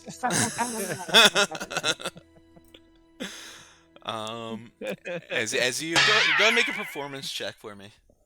See how good this dick is. See how good that D is. Okay. 23. It's a perfect penis. It is a veiny, triumphant motherfucker. Unlike you, I mean, I guess you probably have seen one like this because the likeness is amazing. Incredible mushroom tip on it too. It's unreal, and you get it perfectly. It looks like it's going into his beak and everything, and just like how you left him, or how you left Albert Tross behind the bar in Phandalin. Nice penis drawn on his face, and it looks like it's going into his mouth or into his beak. Lo and behold, even in death, this creature bears the stain. Can we clip that and send it to Nemeth? Yeah, definitely. Someone will have to tell him. I'll tell him. And now I'm gonna get up and I'm gonna see if I can spot the cousins up the road, or if the coast is clear. Yeah, make a perception check. You can do this with advantage or whatever. Okay. Dirty 20. Dirty 20, nice.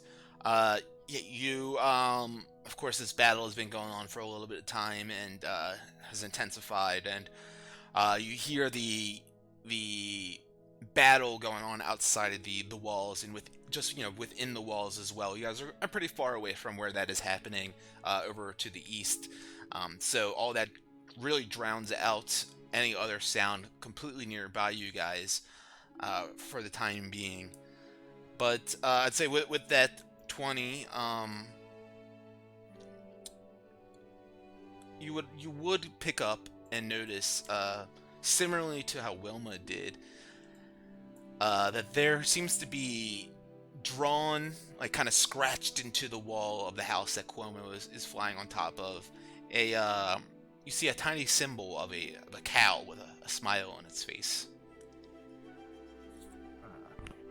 I'm going to approach it. See if I remember anything about that. Yeah, make a history with advantage.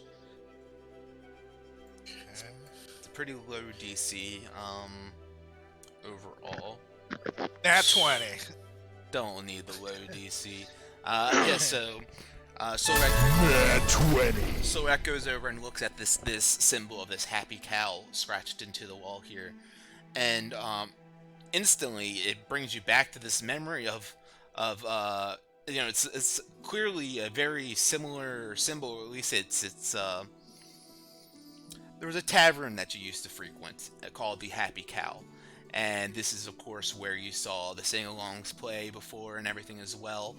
And they didn't have like a logo per se, or like a symbol. They weren't a guild or anything like that. But seeing this smiling happy cow, your mind immediately recognizes the connection to that in this place. I get a big smile on my face, and I look at the crew. So we gotta go in here. And I walk into the building, or try to see if the front door is open. Yeah. So this what you remember, of course, with this natural 20, the Happy Cow wasn't in this area of the town square or of Daggerford. It was a little bit further up north, a little bit further to the west. If you were to keep going up through the streets, I'd say with a 20, a natural 20, it's pretty good. You would get this inkling that this symbol was scribed here, carved into this spot purposely for possibly like a recognition as like some sort of symbol. Maybe there's a resistance or a group of people that have gotten together and have been leaving these signs about. Alright, so in that case, I look at the guys, say, looks like it's time to go to the bar. And I start walking towards the place. I don't really explain what's going on, I just start walking that way. But before we go though, isn't this like the marketplace? Is there maybe Maybe it like is. you would know Isn't Solrak this was the marketplace? It was like the town square. There's like a decent amount of like shops in the area nearby. was one of these perhaps like a potion shop? I believe. Carlos, go ahead and roll a D100 for me. But before you do, let me know if you want high or low. Well, I want. Fuck it, I want high. okay. Okay. Let's go high. 56. Hey, all right. There was nearby around here a small potion shop. Had a certain amount of consumables in there. I would go check that out to see if anything was left over. Let's do it. It's very smart. You guys traverse down the streets a little bit, making your way under the cover of night in the darkness here. Who's, I guess, Solrak's leading the way, of course, he's navigating. Go ahead and make a survival check if you want to try to get there quicker, or a stealth check if you want to try to navigate there more stealthily. Let's go. Survival's so good. Let's go stealthy though. Actually, though, you said most of the noise is focused on the battle over there, right? So It it's hard seems to hear. be, yes. Yeah, I'm Whatever gonna hears us, we're gonna fuck up regardless. Solrak. We might as well run fast. Ooh, I'm gonna. Not too fast. Let it ride. Let it ride. Let's fuck it up. Okay, let's do it. Okay. You got that, man. Sounds good.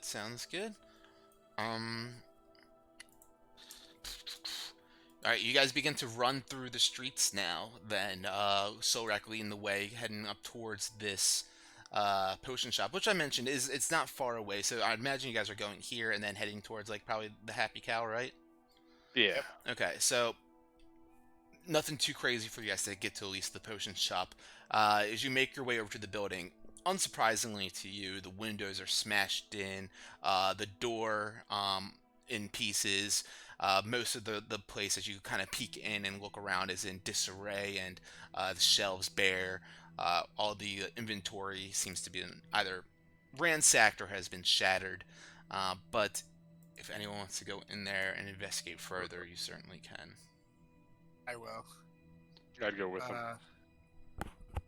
And I have my swords drawn, and if I see anything that I shouldn't see, I'm swinging. Okay. I also go in. Sounds good. As the three of you guys go in, leaving your pets out to all the undead in the streets. No, I'm kidding.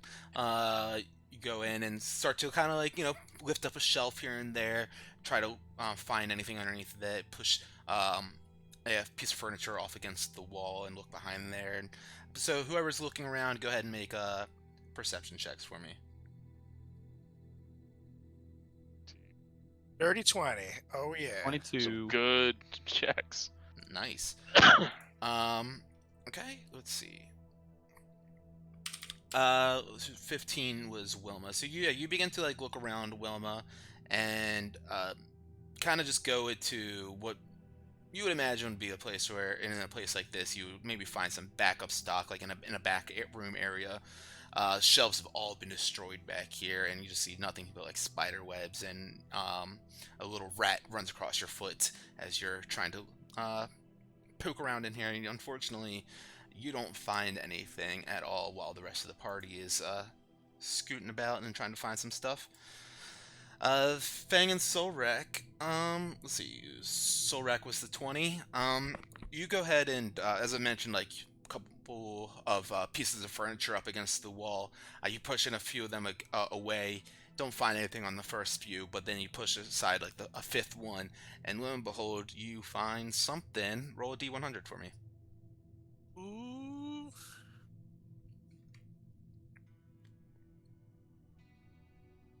Eight. Yeah, it's pretty dusty, but the bottle's clean. Or the bottle's dusty, but the inside is clean, rather.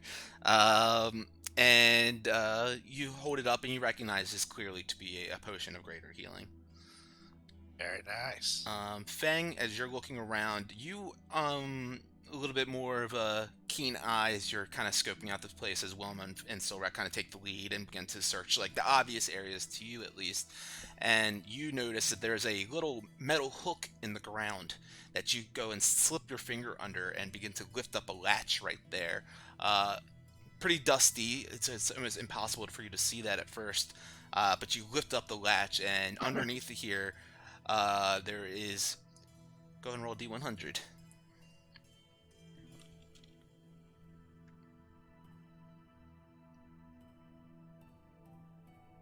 $83. Cool. Yeah, this is you see this like potion or this vial, this glass jar of sorts that has this blue liquid in it that has these bubbles that are kind of popping in there, and the inside of it almost looks like it's steaming, like the whole thing is almost boiling on the inside.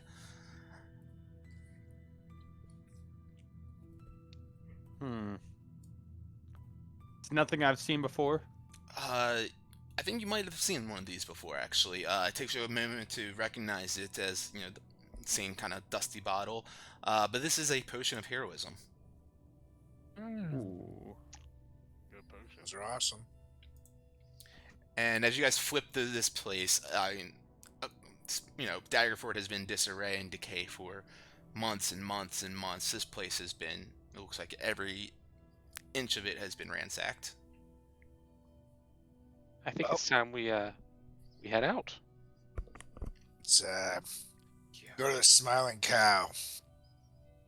I have a feeling might find some like-minded fellows there. And I start leading the way that way. Ooh, token just got big on my screen.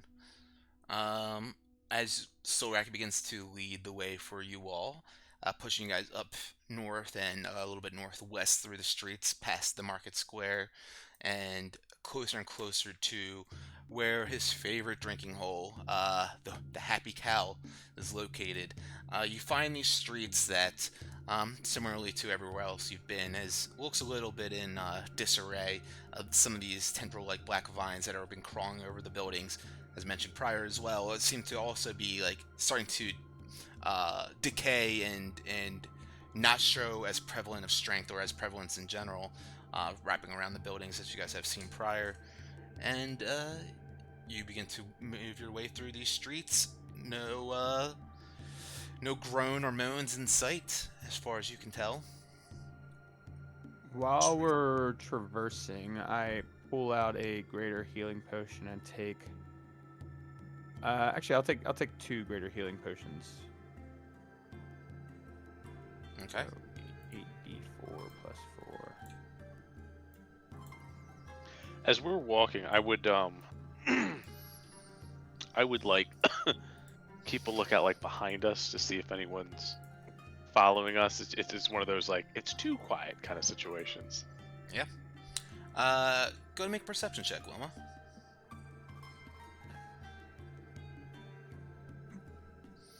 27. You do get this unsettling feeling as if, like you said, it's a little too quiet for what the hell is going on here. As you make your way through the streets, you can't help but have your head on a swivel, eyes looking around every dark corner, every alleyway, every crevice of every building. And as you're looking about, you can't help but notice what seems like 2 shadowy silhouettes running across the rooftops. I kind of poke Solrak and go, "Were your cousins agile?" As I kind of like give him like a head nod upwards. I discreetly take a peek with my peripherals so it doesn't look like I'm looking at them, and try to see who it is that's following us. Yeah, And smell it. go and make a perception check. As Wilma says this, it's not that she like currently sees them anymore. It's like she saw these silhouettes moving on the rooftop and then kind of vanish. You go ahead and you start to try to look as well to see if you can spot them. Got it. In that case, I'll see if I smell them and see if it's Rubius. Okay, yeah, that's fair. Go ahead and make that perception check. Me and Cuomo could also Nice. even fly up. Yeah, as you're sniffing about, Sorek, That's 20. yeah, you know that that particular stench that your cousins give off. It's like that Anchovies. not anchovies, but it's very much like that kind of Axe body very spray like bros.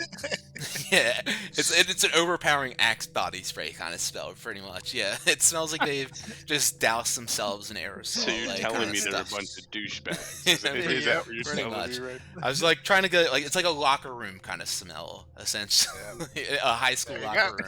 room. Yeah. So They take turns spraying each other. exactly. That odor is not prevalent in this area right now. With a natural 20 and 21 though, I will say make a history check with advantage. Alright. As I see him thinking, can I cast guidance on him? If it matters. 21. Don't need it. Yeah, it's one more he could have possibly gotten. Genius. Yeah, no, this something like a sense of familiarity definitely is lingering off from this as you smell like lemon scent and like lavender and like almost like cleaning supplies.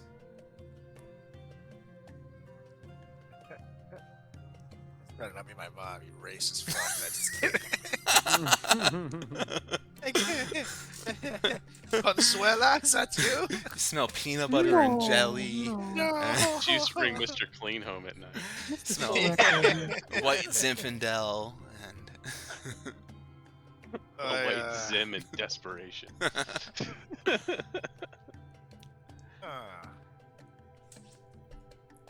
I'm gonna think about who that could be as keep moving then, knowing that it's not an enemy. at least.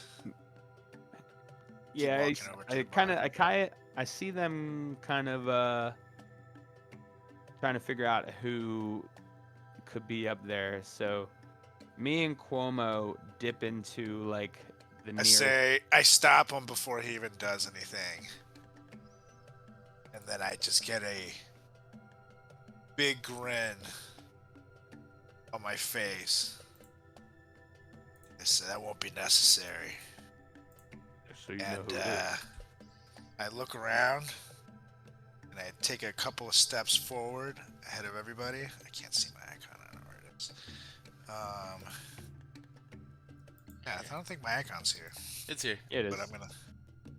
Oh, there it is. I'm gonna walk up here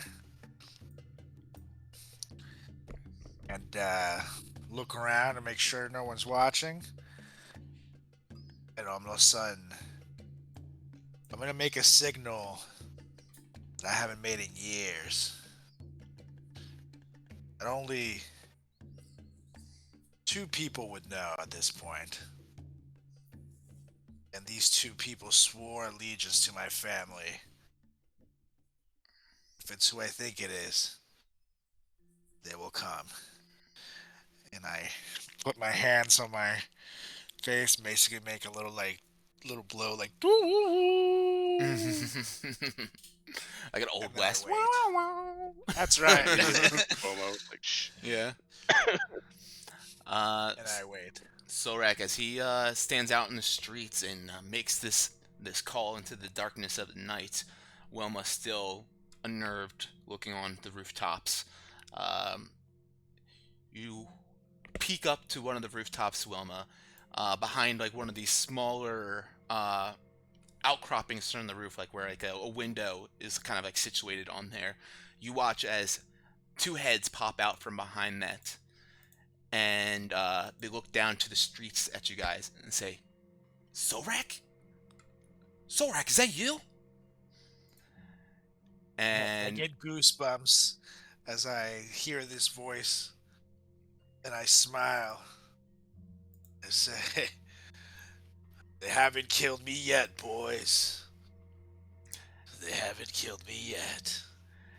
as they both kind of look to each other and disappear behind that little roof again, and before a couple of seconds, behind Wilma and Fang, they reappear down onto the streets behind you guys. And you see these 2 faces of these younger human men, both like in piecemeal armor and with bow and arrows thrown over their shoulders and swords put in scabbards. And they come running up to Solrak and they say, Solrak! As they come and throw their arms around you and they're like, I swear, we thought you were dead. I mean, Luke thought you were dead. I said you were alive, and I knew the whole time that you were gonna come back. I knew you were coming back. Luke, you owe me $10, bud. As he looks over at him, and he says, "Come on, Johnny. Look. How was I supposed to know? He's been gone for so long, and his whole family." Solrak, I'm sorry. I should have believed in you. I lean back to Fang and I go, I get Johnny's point. I said, "To be fair, I almost died a bunch of times, so you were almost close. But it's gonna take a whole lot more than that son of a bitch Rubius trying to end the world to take us down." Boys, meet the wrecking crew. This is Fang. To the Baldy. This is Wilma. I mean, you So can't argue that's- with Luke's logic there. And boys, meet Luke and John Gonsbauer. They were As Wilma gives a very slow 2-eyed wink towards John. And I only imagine John accepts it. You see him with this like messy, head full of hair, kind of gracefully pushes his fingers through it and says, "Nice to meet you guys." And he's got, you can see like a toothpick hanging out of his mouth. And he looks around quickly after saying that. It's like, "No time to talk though. Look, Solrak, we got a group of people over at the Happy Cow. Let's get out of the streets and let's go meet up over there. Man, no one's gonna believe it when you come walking in through that door." Well, let's not get too excited. To be honest, this might be the first and last time we see each other for a while. We die in battle. But, damn it, it's good to see you guys. Let's go. They both just breathe a deep sigh of relief, like, look, I told you. And Luke starts pulling out a couple gold coins and paying it over to Johnny. It's like, man, I really didn't think this day was ever going to come. And they lead you on over, eventually down the streets, over towards the good old Happy Cow Ale House, where you guys walk on in there with Johnny and Luke leading the way. And first they go up to the door. Of course, they do a secret knock, and someone greets the door, making sure that everything's all right. And they see the two of them standing together, and then they separate their heads, and you see Solrak right behind them, and a man with this like fiery red hair rips open the door, and he looks at you, Solrak, and he says, "My boy, Solrak, is that really you, mate?" And you see Felpar, who was a weapon master that helped, a blacksmith for your father. He helped create and arm many men in Daggerford. He was like a best friend to your father, a right-hand man, and of course he helped you out throughout your travels and everything like that, or throughout your lessons in learning how to be a better man and a better fighter. He was almost like a second father to you. As I see him, and this is about as close to family as I've seen since this whole thing started. And I can't help it, but a single tear runs down my cheek. It even it almost cleans the blood and all the shit that's on my face from all the battles we've been doing. Just leaves a nice little clean trail in my cheek that ends in my beard. And I just go to Felpar and give him a big ass hug. Gives you a big hug and just grabs you by your shoulders and looks at you in your eyes. You can see a tired, worn down face on this man, seeing dirt in the creases of his face, but still a fire illuminating his eyes as he looks at you and says, You are exactly what we were waiting for, Solrak. And it looks like you brought friends too. That's right. Not only did I bring the wrecking crew, but just know that there's an all-out assault happening in the north side of the wall. I brought forces, Felpar. Massive ass-kicking forces, and we're gonna take that son of a bitch Rubius down. Taking Daggerford back, once and for all. See that fire in his eyes, just ablaze as a smirk kind of lifts on one side of his lips. He says, well done, Sonny. Kind of just puts his hand on your shoulder. Knew we could always count on you. Knew it. I just wish you hadn't left us for so long. Where were you, Solrak? As he starts to bring you downstairs, and as you guys begin to walk on down the stairs, you see a room full of mishoused people of Daggerford, a couple of familiar faces, all look kind of a little beaten down, a little weak, a bit disheveled, but together they're there in unity and, of course, have not given up on their end of the fight yet. As you go down and walk into the room, of course, he asks you this question, why so long? Friend, I wished that I could be back here every single day. Unfortunately, I knew that I wasn't strong enough to come back yet. I needed to train harder than I ever had in years. I needed to make sure that when I came back, I made it count. Because we have one life to give. I plan to give mine for this cause if needed. I couldn't fail you. I'm sorry it took so long. God damn it, I'm here now. Let me tell you, this is all over. I'll sit down and with you, we'll have a couple soul racks. Like we used to, and I'll fill you in on all my adventures. But let me tell you this. Bring a long story short, everything that I've done while I've been away has prepared me to destroy that son of a bitch, Rubius, and I promise you, I will rip out his fucking heart with my bare hands. I am ready for this. That uncle of yours, he's a real bastard. What he's turned your father's kingdom into, what he's turned truly your kingdom into, is a shadow of itself, and something us Daggerfordians we would never could have ever imagined. That said, God damn it, Sorek, you waited to the last fucking moment, didn't you? Hey, better late than never. As he's grabbing your shoulder, he kind of squeezes a little bit. But I must say, you do feel a wee bit more powerful than I remember. Don't worry, buddy. I've learned a thing or two that would make you and Father proud. I plan to make it so. That's right. Your father, God bless him. He is still here with us. He'd be the most proud of you, Solrak, as he always was. He never could say anything bad about you. Just, you were his little bear following in his footsteps, ready to fill and take over his throne. I'm sorry. Just thinking about it breaks me down inside.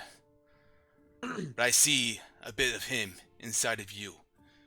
And it's all the best bits I could imagine. And you have that, Solrak, carrying within you, always, and I just know that fire will not go out anytime soon. Out my head as he says that.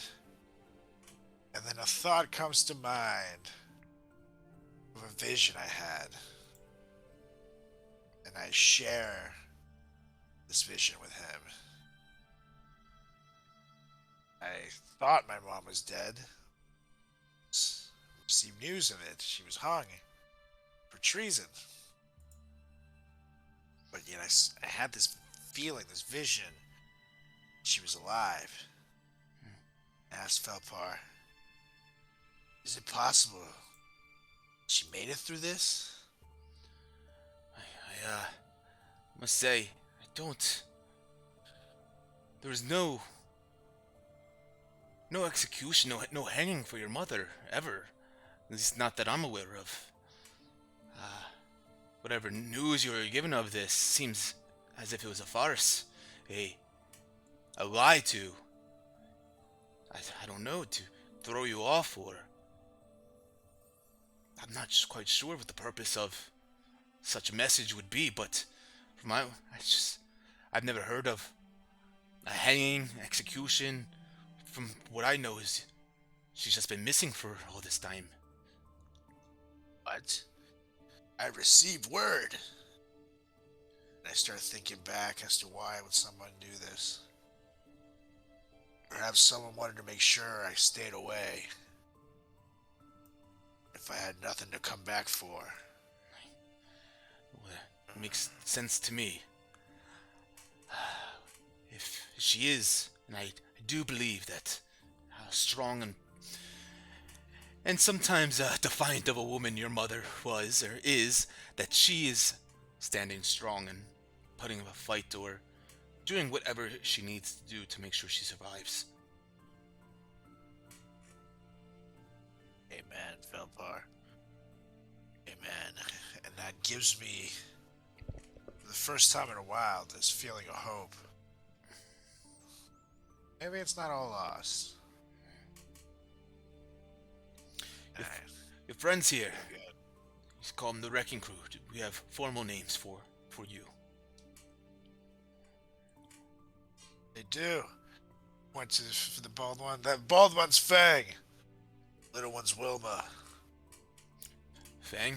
Wilma, thank you for taking care of Solrak for me, accompanying him in whatever adventures and journeys and time spent away from his home that he has had. Thank you for bringing him back here and joining him. It's our I- pleasure. It feels like we've been taking care of him for quite some time. I assure you, it wasn't easy. He's a rowdy one, That's for sure. so I hear. Aye. But he was in good hands for sure, and now he's healthy thanks to obviously the two of us, and he's more ready than ever to take down his uncle and save Daggerford. Aye, well, again, I can't thank you all enough for coming here, and see, you mentioned you all even brought allies to help outside the walls with the forces there. Tremendous. I'm sure that's incredible help, and will serve you well once you try to breach the castle walls, which have you seen yet, Solrak? Not yet. It's that, I share with him the visions that I've had of it. Yes, it is a dismal place, and these visions, wherever they've been coming from, they seem to ring true. Just more and more, day by day, this land has become a dark place of death and decay, and I mean, what once was a verdant land, bustling with hope, is now just a funeralopolis filled with the dead marching through the streets, filed like gravestones. I'd say, my friend, there's one part where you're wrong. That is, this land is filled with darkness and death right now. Looking around at our people, they haven't killed our hope. And I promise you that we will once again shine Dawnbringer, which, shows a splendor to this room. Bring the light back to Daggerford and the world. So you bring out the Dawnbringer and it illuminates and shines within there. It goes, oh, hello. And everyone kind of just like looks over at it in like awe of this divine artifact of Lathander. And they say, it's the Dawnbringer. You have found Lathander's ancient relic. The one that is said to bring back the light in such times. Solrak, you have been busy. Wasting my time. You say that a door opens up downstairs, and you see a couple kids run out the door, like playing tag and like kind of like making a little bit of a ruckus and chasing each other. And one of them like, bumps into your leg and then keeps on running around. And you follow up back to the door to see a young woman, brown kind of curly hair with glasses on, begin to follow up after these kids. And they say, little ones, be careful, don't, watch out, don't bump into. And she looks up at you and says, Solrak? She kind of brushes her hair behind her ear for a moment. And you notice this is Sylvia, an old flame of yours from even before your wife. I smile at her, and she kind of melts my heart a little bit. And I just look at her and say, still always the strictest teacher I ever saw, huh? She kind of looks over at you as she kind of like fixes herself up as she approaches you, and what are you doing here? She kind of just wraps her arms around you and gives you a big hug and a kiss on the cheek as she pulls away. Says, I mean, Luke thought you were dead. Yeah. Do you I heard he blame lost the a couple man? of gold. Looks I heard he solid lost a good information bet to on me. him. So you should probably tell him not to bet it anytime soon. I'm sorry, what'd you say? So I heard he lost a bet there. Oh yeah. Yeah, I mean, you know how Luke is, they say about a fool and his money. It's so amazing to see you here. She kind of like rubs her thumb over your face, a couple of like the dirt, and kind of cleans it up a little bit and sees a couple of your scars and cuts and everything.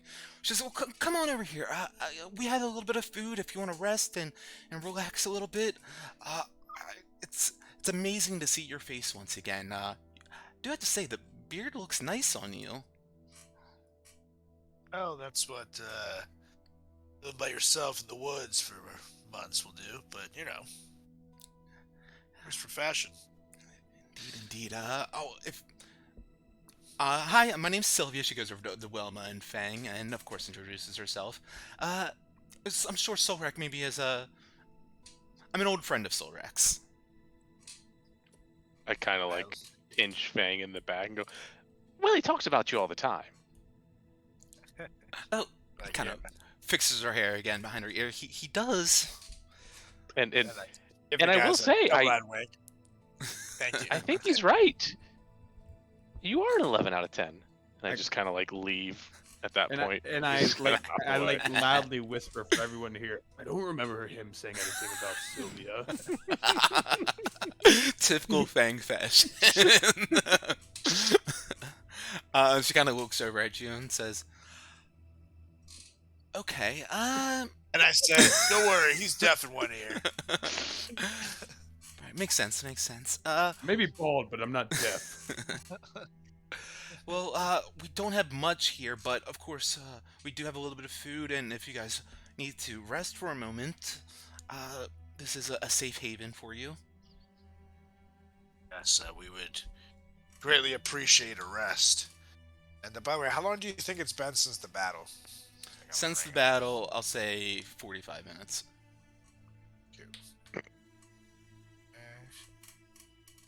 2, 3, 4. So yes, some food and a rest would be great.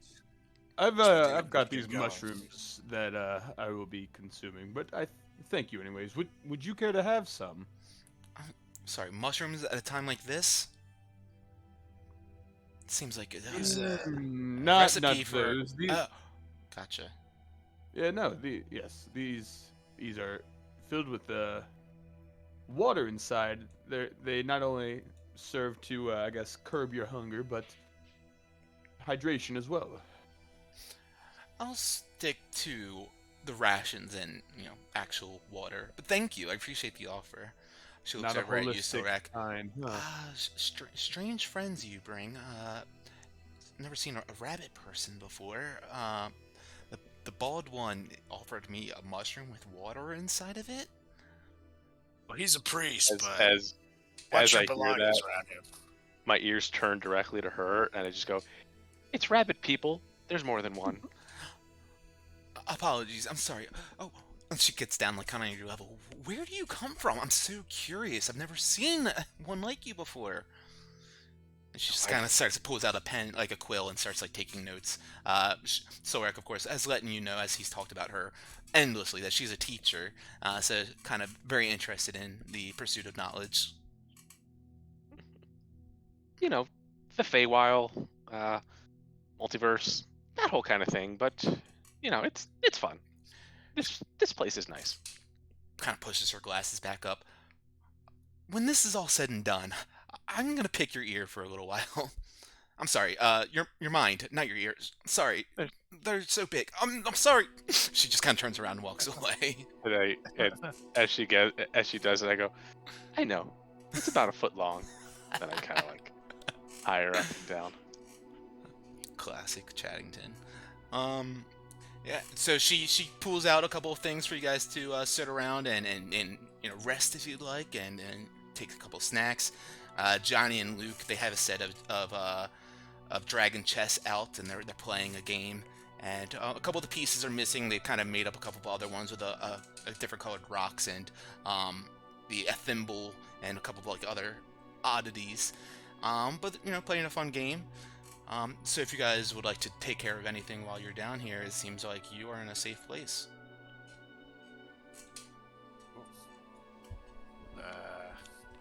I'm definitely gonna take a short rest while I'm here. I guess with the undead out there, I guess it's not. This is as good as a place as any to take a quick rest. We could all use it. And plus, they'll be watching our backs while we're here. As Felpar is down at the inside the room with you guys and kind of still like conversing with you, Solrak, a little bit and helping you guys out to get it acclimated and set up with whatever you need. You look over his shoulder and back over at the stairs as you hear the door open up and close. Oh. I walk over to it. Well, before you can even get up from the table to look over and get up to the stairs, you see a red cloaked figure begin to walk down the stairs. And as soon as they do, and you notice, everyone kind of catches your eyes locked in over there, and everyone else kind of looks over in that direction, pushes themselves up from the chairs, and begins to like get in a little bit of panic as she says, "Everyone, relax. Is this the resistance?" Back at everybody, and I look at her. What's it to you? And I ready my weapon just in case. Yeah, as you look at her, you clearly notice and recognize her garb of being that of a red wizard, possibly like an apprentice of sorts. She kind of begins to tread down the stairs. You see she has some sort of spell components within her hand. And as you're looking at it, actually, let's say you or Wilma can make perception checks on this. Damn. Perception. I got a +9.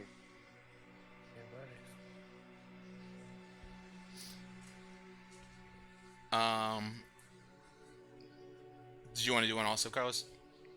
Yeah, my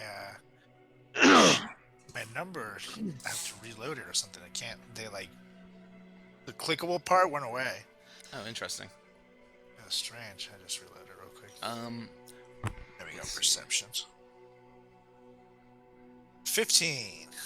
Okay. Let's say Wilma, roll an Arcana check. Okay. What you see in her hand is, it's kind of gross because it's smeared in there, but it looks like bird droppings or some sort of shit just smeared inside of her hand, like some sort of guano. And she begins to just kind of take a step down the stairs and looks at you guys with these fiery red eyes and says, "I'm the one asking the questions right now. Is this the resistance?" I go, Yeah. that's a great question. And I point at her and I cast silence on her.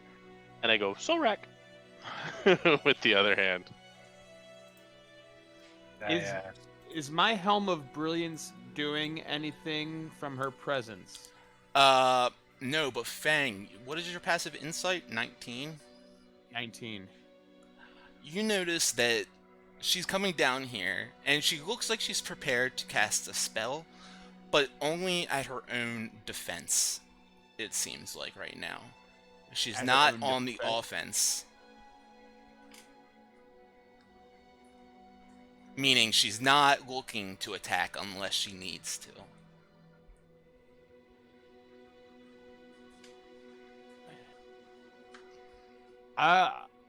Okay. Meaning that her intentions coming Yeah. down here don't seem ill Right. initially. Yes.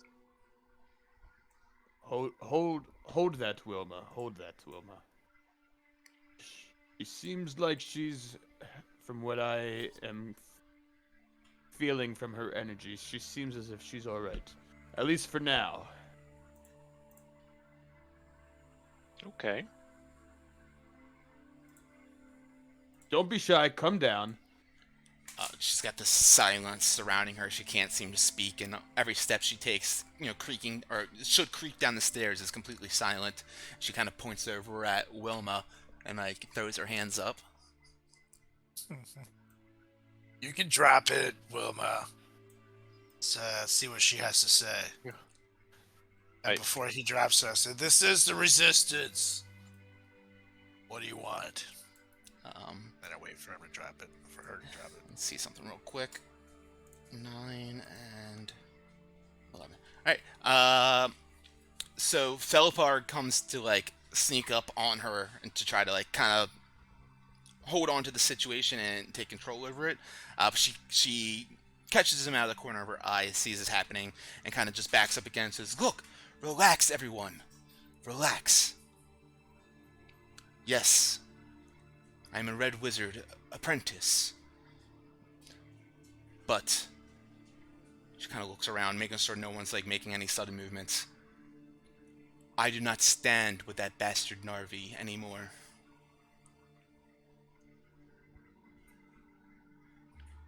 From what I've Changed picked you. up, what I've picked up from her walking down the stairs to now, do I still feel she's kind of the same, like she's okay for now? Seems like she's being Sort of sincere. Okay.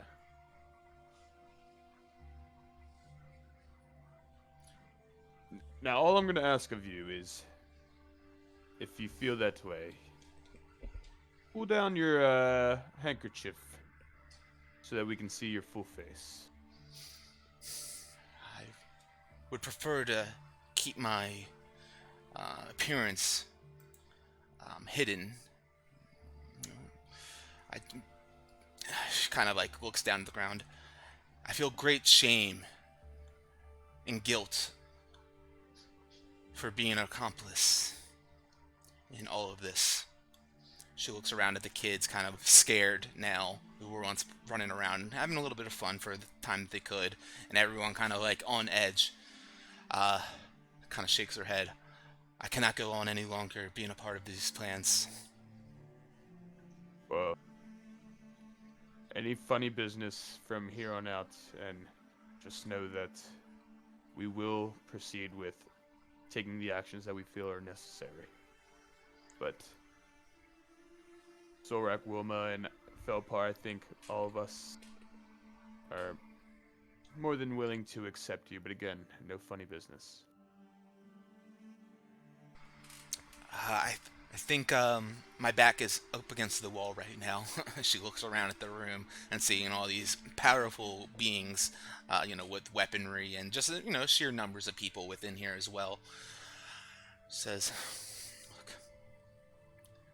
She kind of looks down and says, over at the three of you, the wrecking crew, and says, as she begins to walk down the stairs, hands up and looks over at Felpar and gives him like a look of like, am I okay to continue? And gives her an uneasy nod, but does, as he's got a blade in hand ready.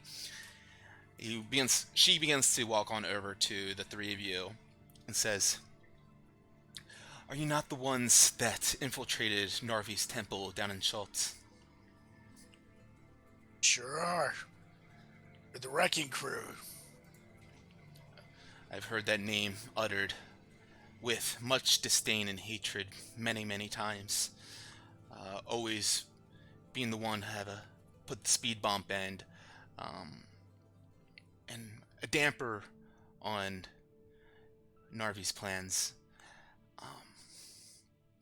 It is true, though, that it is only the three of you who, I believe, could be capable of actually dealing with Narvi once and for all.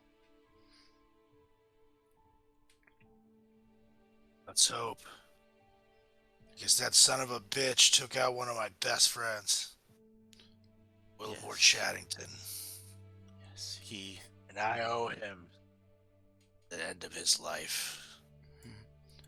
Yes, Narvi really relished in that fact that he got the last laugh on what he called the little bastard.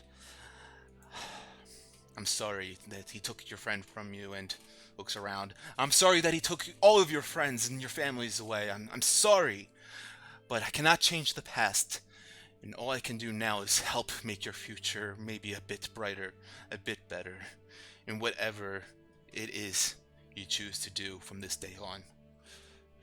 Well, I'm sorry that son of a bitch thinks he got the last laugh on us. Because I promise, when this is all over, it'll be the wrecking crew who stands laughing over that son of a bitch's corpse. And trust me, there is a way to bring the little one back. And I will do it if it's the last thing I do.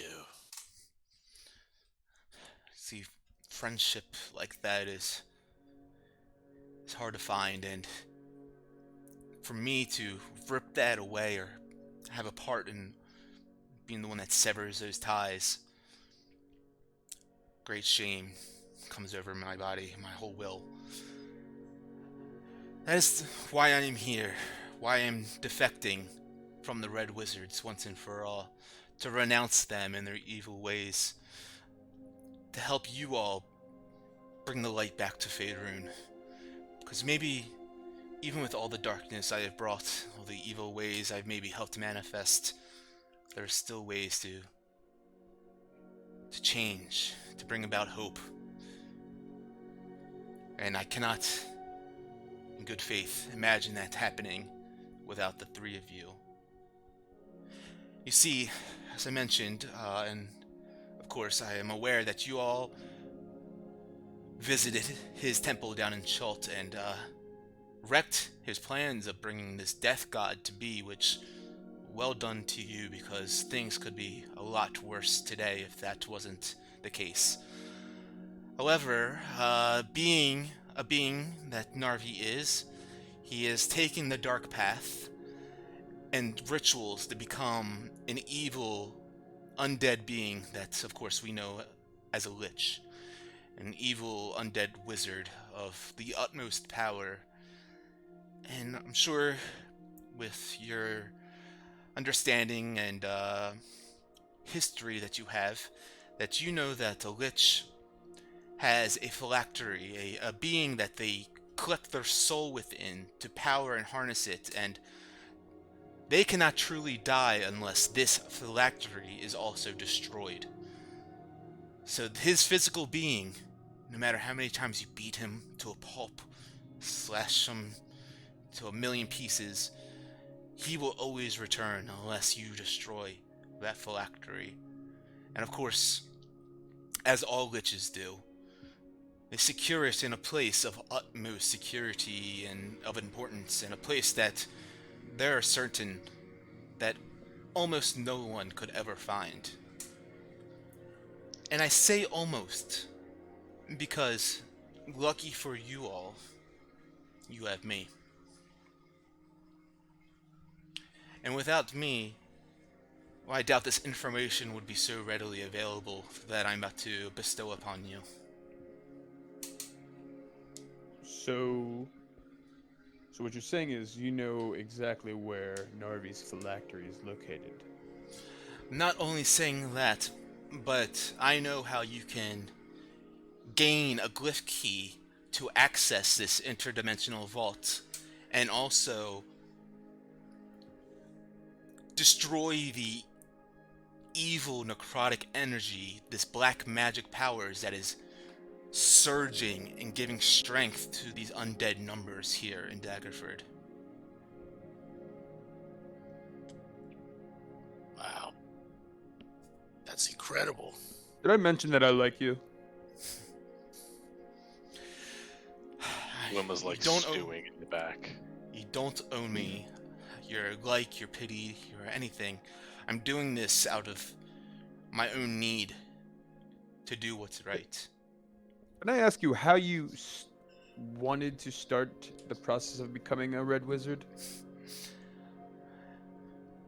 Have you ever been promised the idea of being on the side of history that is the most powerful, the most dominant, has everything you could ever want at every whim?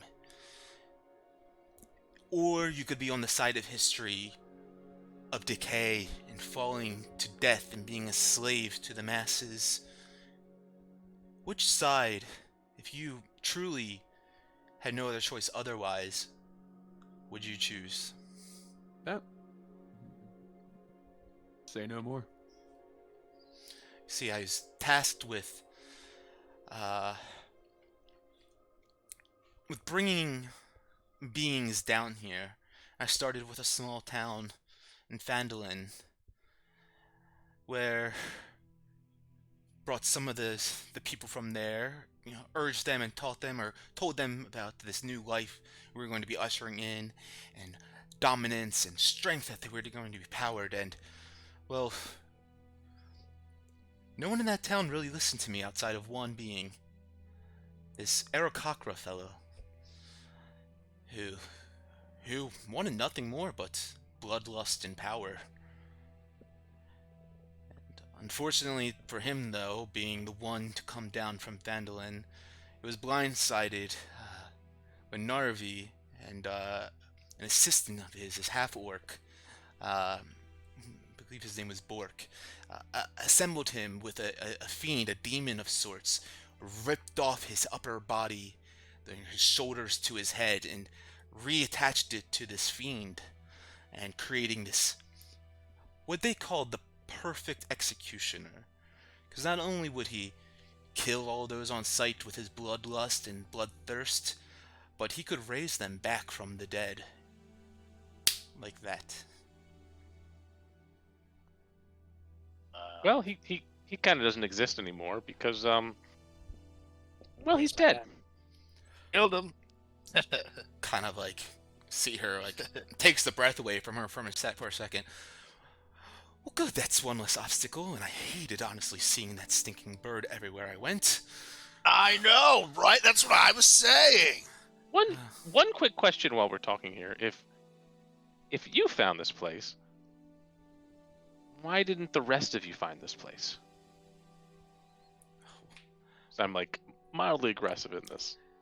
Well, she mentions, she kind of looks over at Luke and Johnny and says, I saw that these two have been kind of scratching in that smiling cow face on these walls throughout the town, and as I saw that, I took note of it, and I watched them one evening, a couple of days ago, vanish through the streets and into this building, and I had an inkling, but I couldn't be so certain until I saw this big group of you all storming on in here yourselves. And why do we know you're the only one that knows about this? As I kind of like motion to the guy at the door, like, are more people standing outside? He kind of goes up to the door and goes and kind of flips a little like latch, closes it, and comes back downstairs. Goes clear. You know I don't like you, right? You're saying that to Kiri, the red wizard. to the red wizard. I understand if she kind of looks around at everyone. If none of you like me, but like I said, all I can do right now is try to use the knowledge and information I have to help you all out, which is what I was getting at about this glyph key and the power of this necrotic energy that is heightening and giving strength to all the undead in the streets here. That is, there is a massive crystal obelisk outside of the entrance of the castle, and the crystal itself is invulnerable to any sorts of normal attacks or spells put on it. That is, of course, unless you are able to take down the ward that is protecting it. How do you take down the ward? It's a series of puzzles, I guess you could call it. Each one I kind of helped a little bit set this up, so I have a little bit of understanding of how it works, but not fully. But each one of there's 4 pedestals that surround this crystal obelisk outside of the castle walls, and each one of these pedestals, as I recall, correlate to one of the elements. Of course, there's air, earth, fire, and water. And with that, each one of these pedestals in a particular order needs to be activated to deactivate the power that is protecting the crystal, make it vulnerable to damages and susceptible to being destructed. And only then, that when you destroy the crystal, it'll sunder to pieces and you find a shard from it. Any shard of this crystal. And once you have that, that should work as an activated glyph key to enter into this multi-dimensional vault where the phylacteries are being kept. Would one of those crystals also potentially help bring someone back from being turned to ash? That I'm not quite sure of, to be honest with you. I know what the powers hold of the protection against accessing Narvi's vault, and of course helping power all the undeads all around here. But anything outside of that, I'm not quite certain of. This tower is within the castle walls or outside, did you say? It's right outside of the entrance of the castle. There's a courtyard there that it sits in. There is, unfortunately, though, Have you ever heard the word what is it? Christian bomb, or I don't know, some funky crystal name like that? Yes, Crunch'n'Bon. Yes, that is a what they call the crystal shard. This is a piece of it. Narvi has split it into several pieces to power different areas, and from what I understand, you all have put quite a hurting on a few of these already. One of them was powering up the dead god in Narvi's temple. Another one, two actually, powering up the Elder Brain Talovar down in his wild space he was once situated in as well. And is Narvi located in the castle in which we have to pretty much go to? The gate, there's a archway that'll be activated with your glyph key of the crystal below the throne room of the castle. That's where Narvi located, or is phylactery? That's where the entrance to the vault is. It's a whole other dimension to travel there. That's how he's had it so well hidden and protected from scrying or unwanted eyes. And that's located below what again? The throne room of the castle.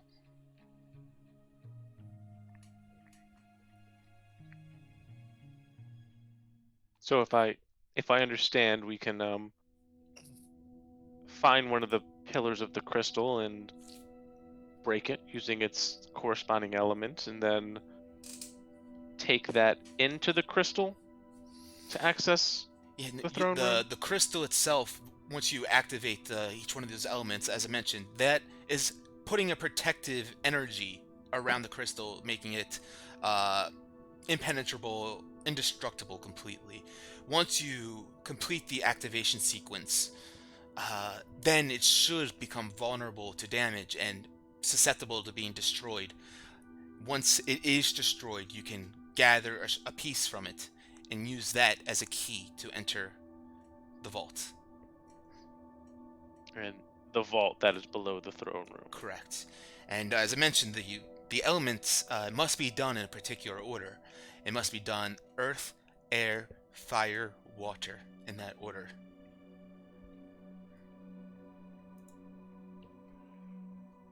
Earth, air, fire, water.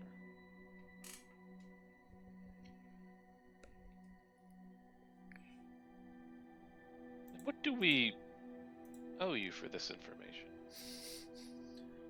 Just please be successful. That is all I ask of you. Make it so that Faerun and Toril, this world we find ourselves on, does not become a dead black planet. Does not become ruled underneath the punishing thumb of Narvi. We cannot go on living like this. You do not want that comet as she looks up, to the ceiling, but to the sky, essentially. You do not want that comet to hit this planet. I promise you that. And is there a specific way to go about taking out this phylactery? It is said, I believe that radiant, divine energy is the way to destroy it. I think we can handle that. I Well- promise you, we'll do our very best to make sure we succeed, because failure is not an option. We come this far just to come this far. Looks at you and says, well, the apex of the umbral eclipse is near. Say, rest up while you can, but not too long, and make your way to the castle and do what needs to be done.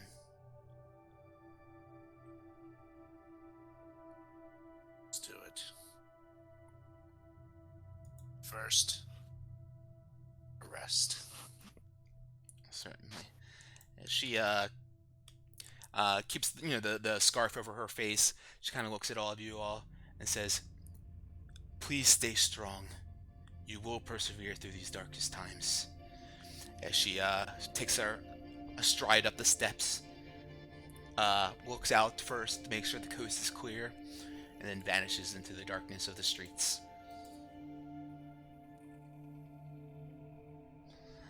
Back in the crew. Said, she seems sincere.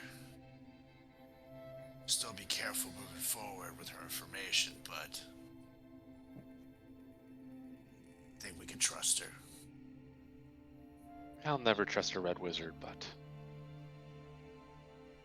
'cause what else do we have to do? Well, it's either that information or no other lead. You know? Fortunately, I don't think we have a choice but to trust her. So let's hope for the best.